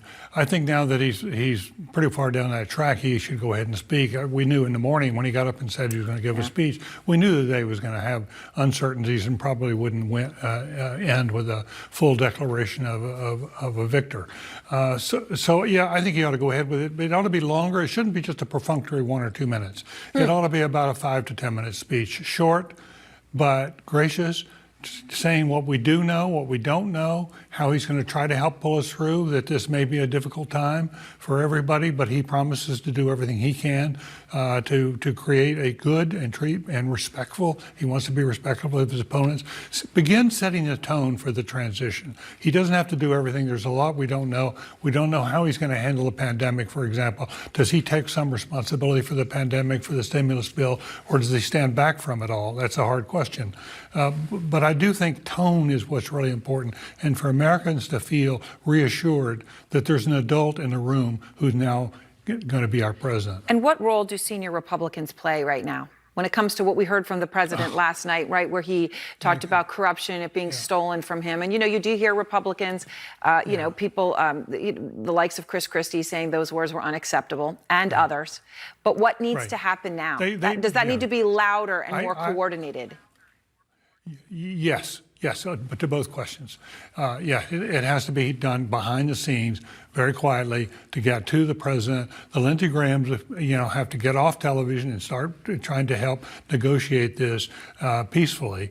Go ahead with the lawsuits, but also keep your other eye on how are we going to govern the country when this is over? What kind of transition do we make? And those Republicans, for the sake of their own party, but more importantly, for the sake of the country, have to be important to bringing us back together. When Nixon was forced out, it was both parties went to him and encouraged him to leave, and he realized that the jig was up and he had to go. So the Republicans, they don't have to do this all publicly, but they do need to do it to deliver the word. We don't want to spend the next 4 years with Donald Trump being a sort of a petulant, leader and a shadow president. And that's where it looks like where he's heading. He doesn't want to get off the public stage. All right. Thank you very much, David Gergen. Next, the latest on that Republican-led lawsuit. As we talk about these, this one was announced late today over those mail-in ballots in Pennsylvania, where Joe Biden does hold a growing lead at this moment. We're also going to have a top Republican lawyer join us on the merits, if any, of that case.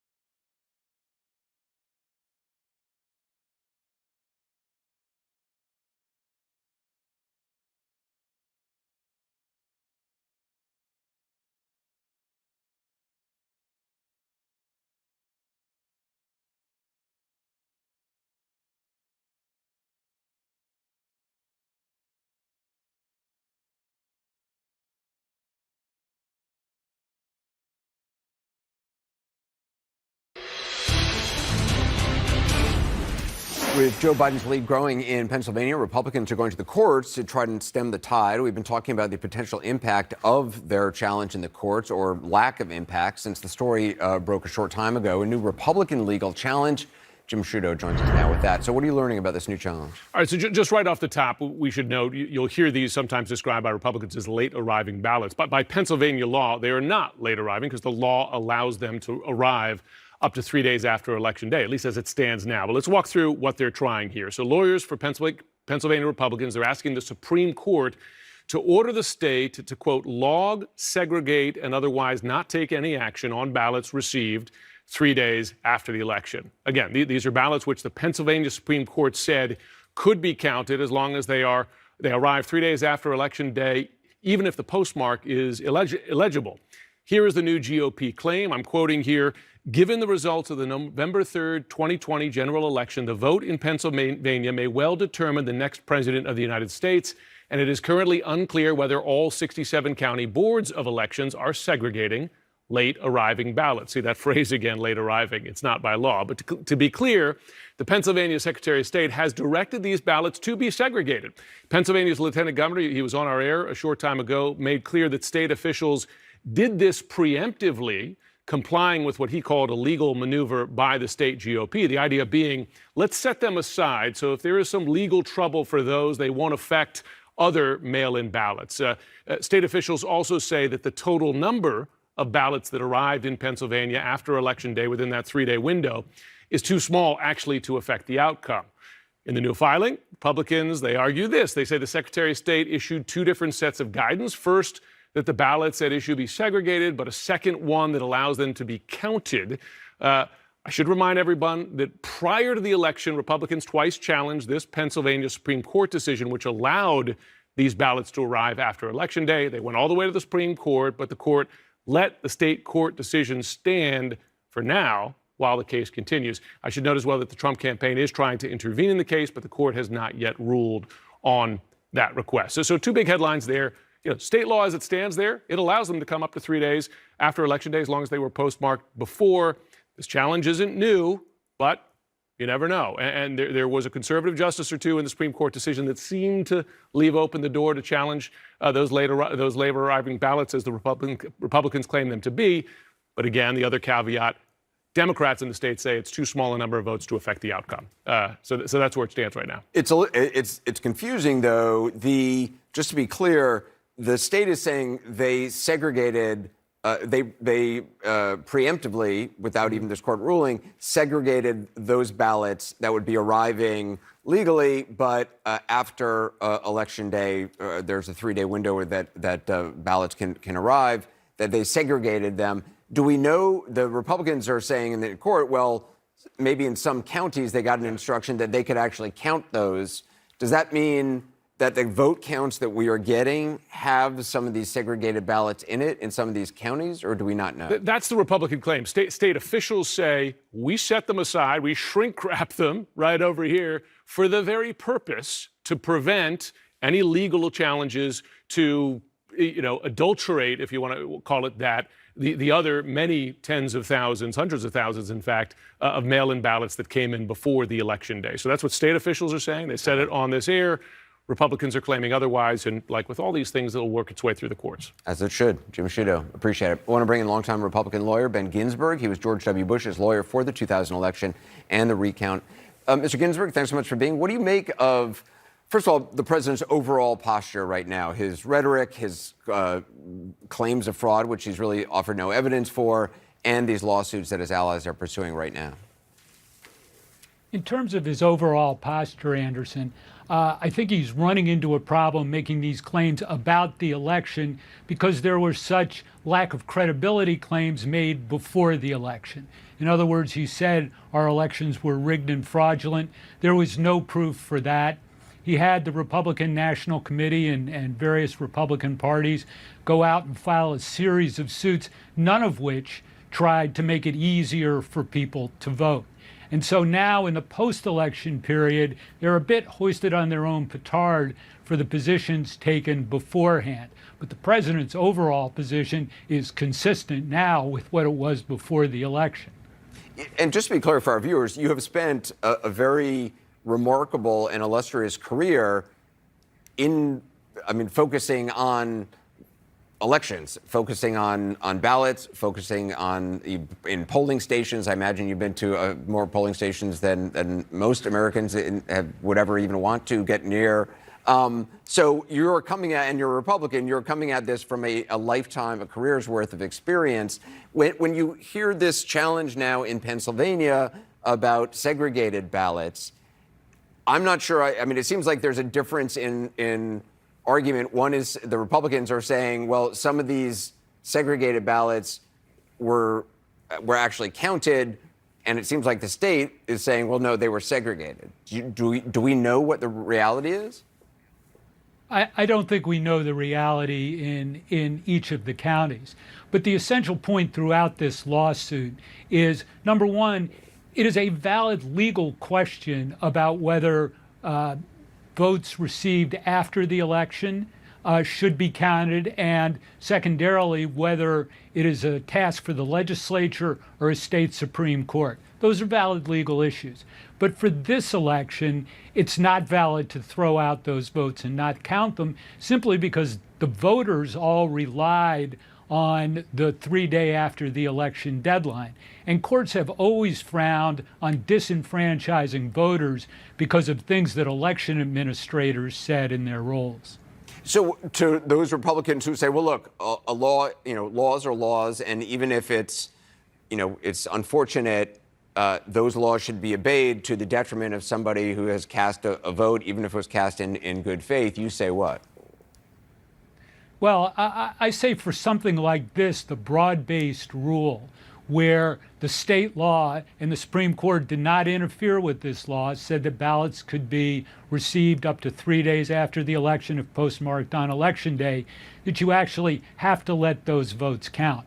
In individual recount situations, like we're about to see in a number of states, you will get into the issue of whether the laws should be strictly interpreted in the marking of ballots, or whether the intent of the voter, if clear but not precisely done, should prevail. But that's a different issue from what's being said about these late arriving, about the ballots that come in after Election Day. When you have a client like the President of the United States, who is clearly upset right now and wants to see action on as many fronts as possible, as an attorney, I'm wondering what that experience is like. And at a certain point, does the fact that the number of these segregated ballots, even if they were all thrown out by the courts and ruled invalid, would not affect the actual outcome of the election? Should that be taken into account? Should the court take that into account? Well, the court undoubtedly will take that into account, especially the Supreme Court. I don't think the U.S. Supreme Court would jump in to consider the validity of these particular ballots for this election under any circumstances if there aren't enough to change the outcome. Ben Ginsberg, I appreciate your time. Thank you very much. Thanks. Up next, we're going to get an update on the race in Georgia. The Secretary of State saying that this afternoon there's a recount is likely. We'll talk about that with Atlanta's mayor coming up.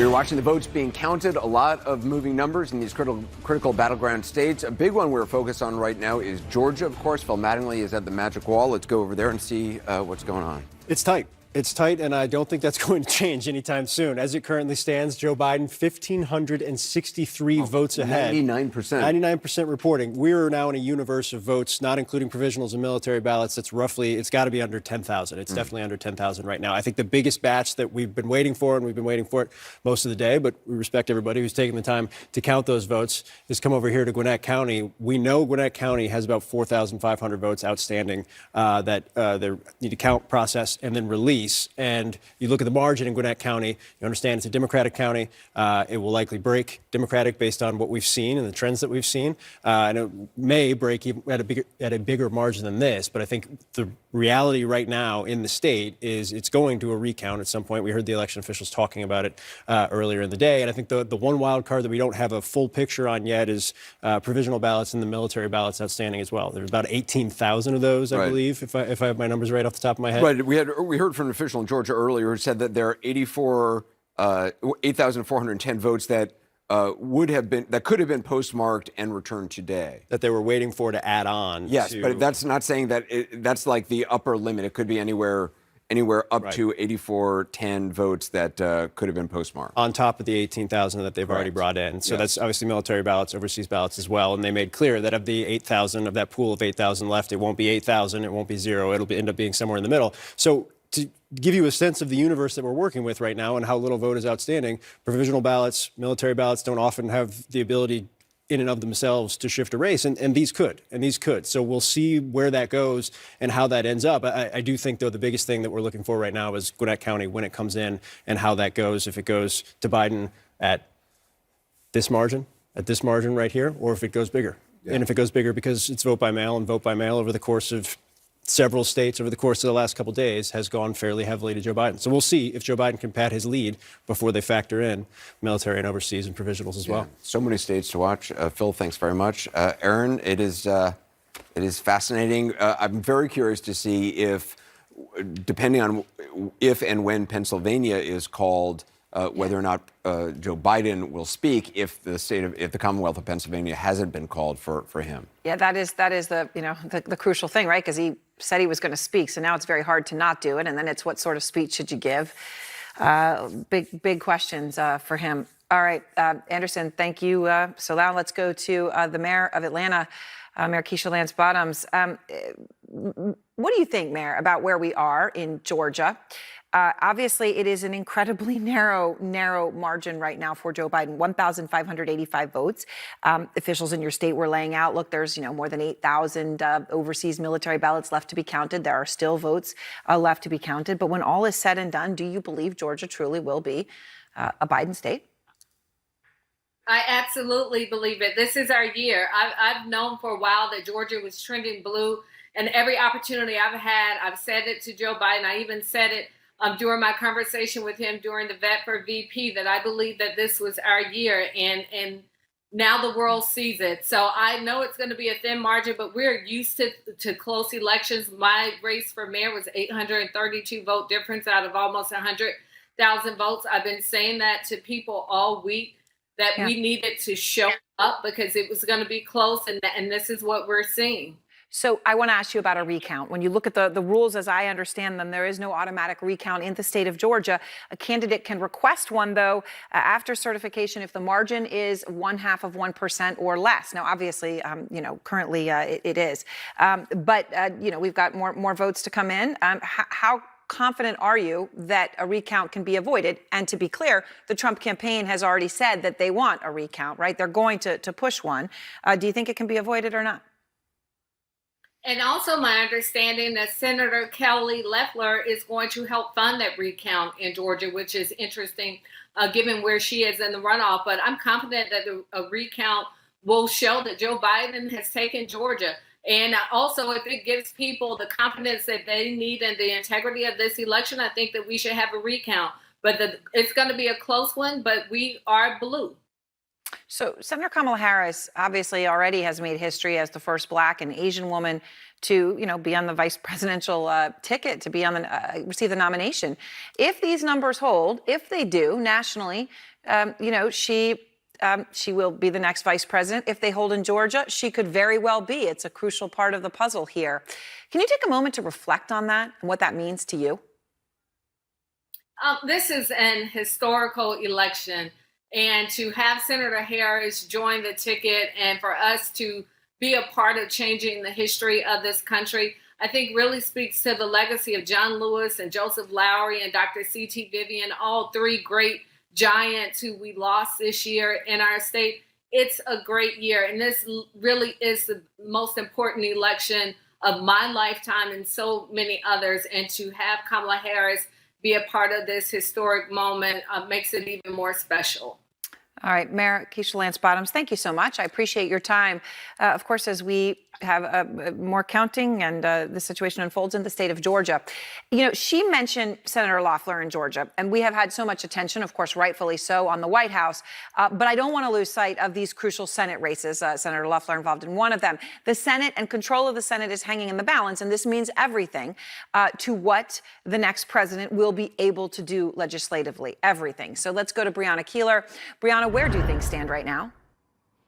All right, well, let's take a look, Aaron, at the balance of power and what Democrats would need to do in order to shift it. You can see there are 51 seats that they would need in the Senate at this point in time. So there's one narrow pathway to get there, and that would be that if Joe Biden were president, they actually only need 50, because Kamala Harris could then be the tie-breaking vote as the vice president in a Senate that is divided 50-50. So how would they get to 50-50? Part of it, a lot of it is running right through Georgia, and that has to do with the race between David Perdue and Jon Ossoff. If we take a look at that one at this point in time, the percentage for David Perdue has dropped back down from 50%. And so this is appears to be heading for a runoff January 5th. Accompanied on that runoff is going to be that special election that you mentioned between Reverend Raphael Warnock and the incumbent Republican senator in Georgia right now, Kelly Loeffler. So they're also going to be seeing a runoff.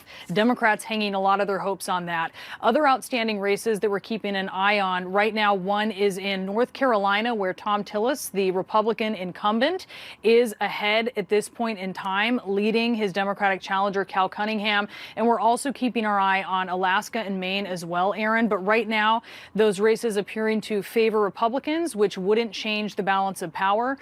So this is a narrow pathway for Democrats. And like you said, this is essential for whoever the president will be in order to have control of the Senate. If it is Joe Biden, you can see it's a very tough pathway to having a Senate in his favor, and it's going to take some time before he will find out if that's something that falls in his favor. January 5th, all eyes on Georgia. Right. I mean, as if they weren't already. Wow. Okay. Breonna, thank you. So let's go back to our political team. Karen, when we look at this, obviously, it is amazing how tight the battle for control is. This is not what Democrats expected to be looking at. Let's just be honest, right? They thought they had a lot more things in their favor. But other than that, you simply have not seen a blue wave, right? Mark Kelly in Arizona, that came out as expected. Other than that, this has not gone the way Democrats thought. Yeah, that's true. Although I think there is reason for Democrats to continue to be optimistic as we go to this runoff in Georgia. And certainly if Joe Biden and Kamala Harris win the White House, we will have the benefit of having a Democratic vice president to break any ties that may occur.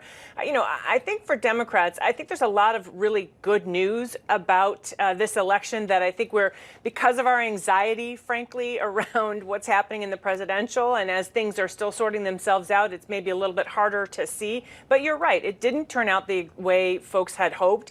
Personally, I never believed in the big blue wave, but that's my cynicism from 2016, I guess, kicking in. Forever scarred. And I think the reality is also we are a fairly divided country, and that will be one of the greatest challenges that our next president and Congress will have to deal with. They will have to decide how will they lead in this moment.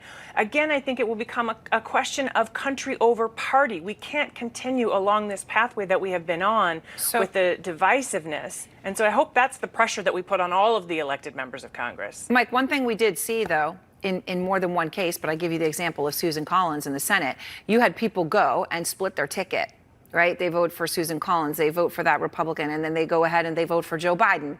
That was not something people expected to see, but you are seeing it. What's the significance? Well, the significance is we're going to have a divided government if Joe Biden wins. And, that this, to quote what Karen's talking about, the big blue wave was something that was being talked about in the media and people on the left, that this was going to be an ultimate repudiation of Trumpism, that not only was Joe Biden going to win, but all the polls were saying that he would lose, he would win significantly, and that would make some kind of statement and give him a mandate. And in reality, that didn't happen. It looks like Republicans are going to keep the Senate, or it's going to come down to one state for that. When we started the cycle off, Republicans were down 19 seats in the House. It looks like we'll be down only about 6 or 7 by the time this is said and done.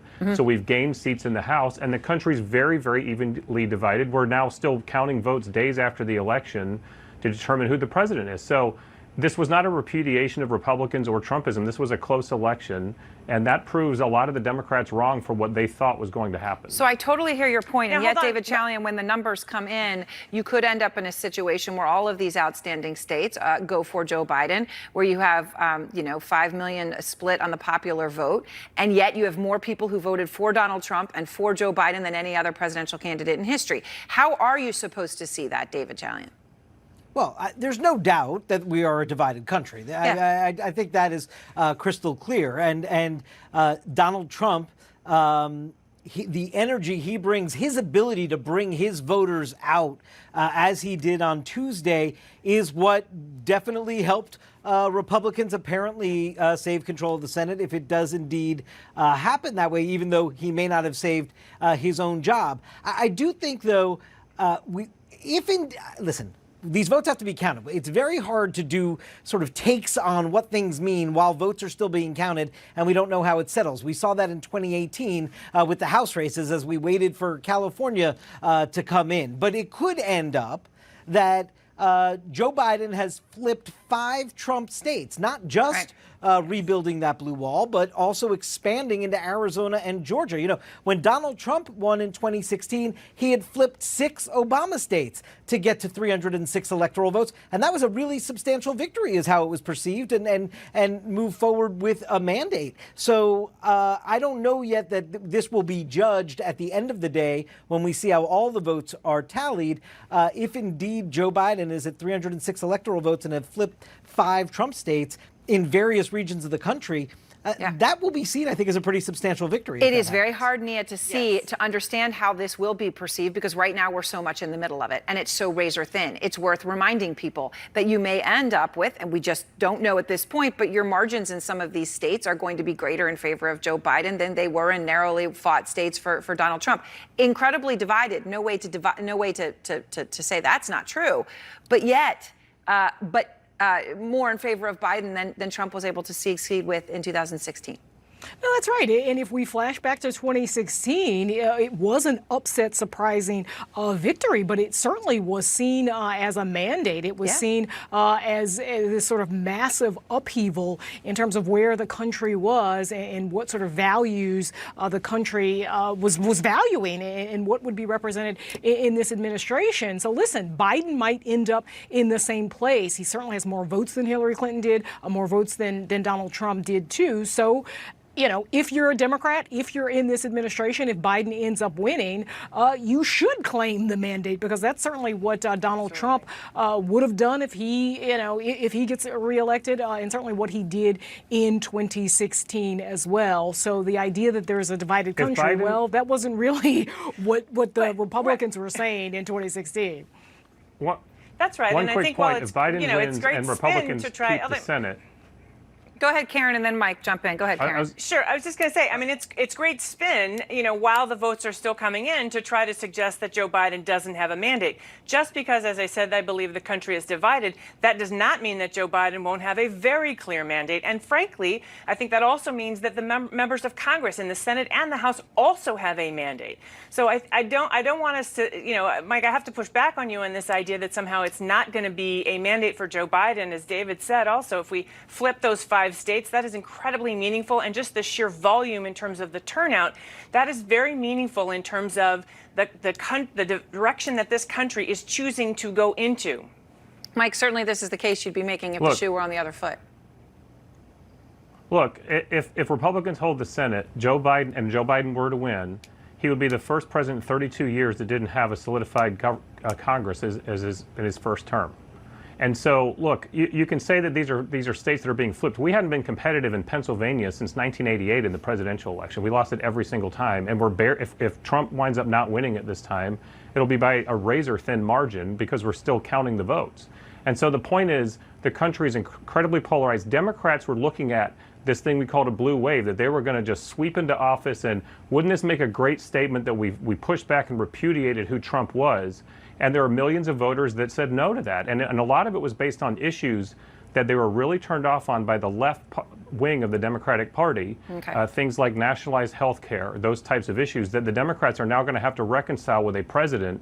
And there will be midterms coming up if Biden wins. And they're going to have a real problem inside their party dealing with those issues that really pushed a lot of voters away from them in this election, and we gained seats in the House because of it. There are soul searching to be done for both parties. That is clear. All right, thank you all very much. Next, we are going to have an update on these crucial battlegrounds, a little bit of changing and tweaking as these votes are coming in.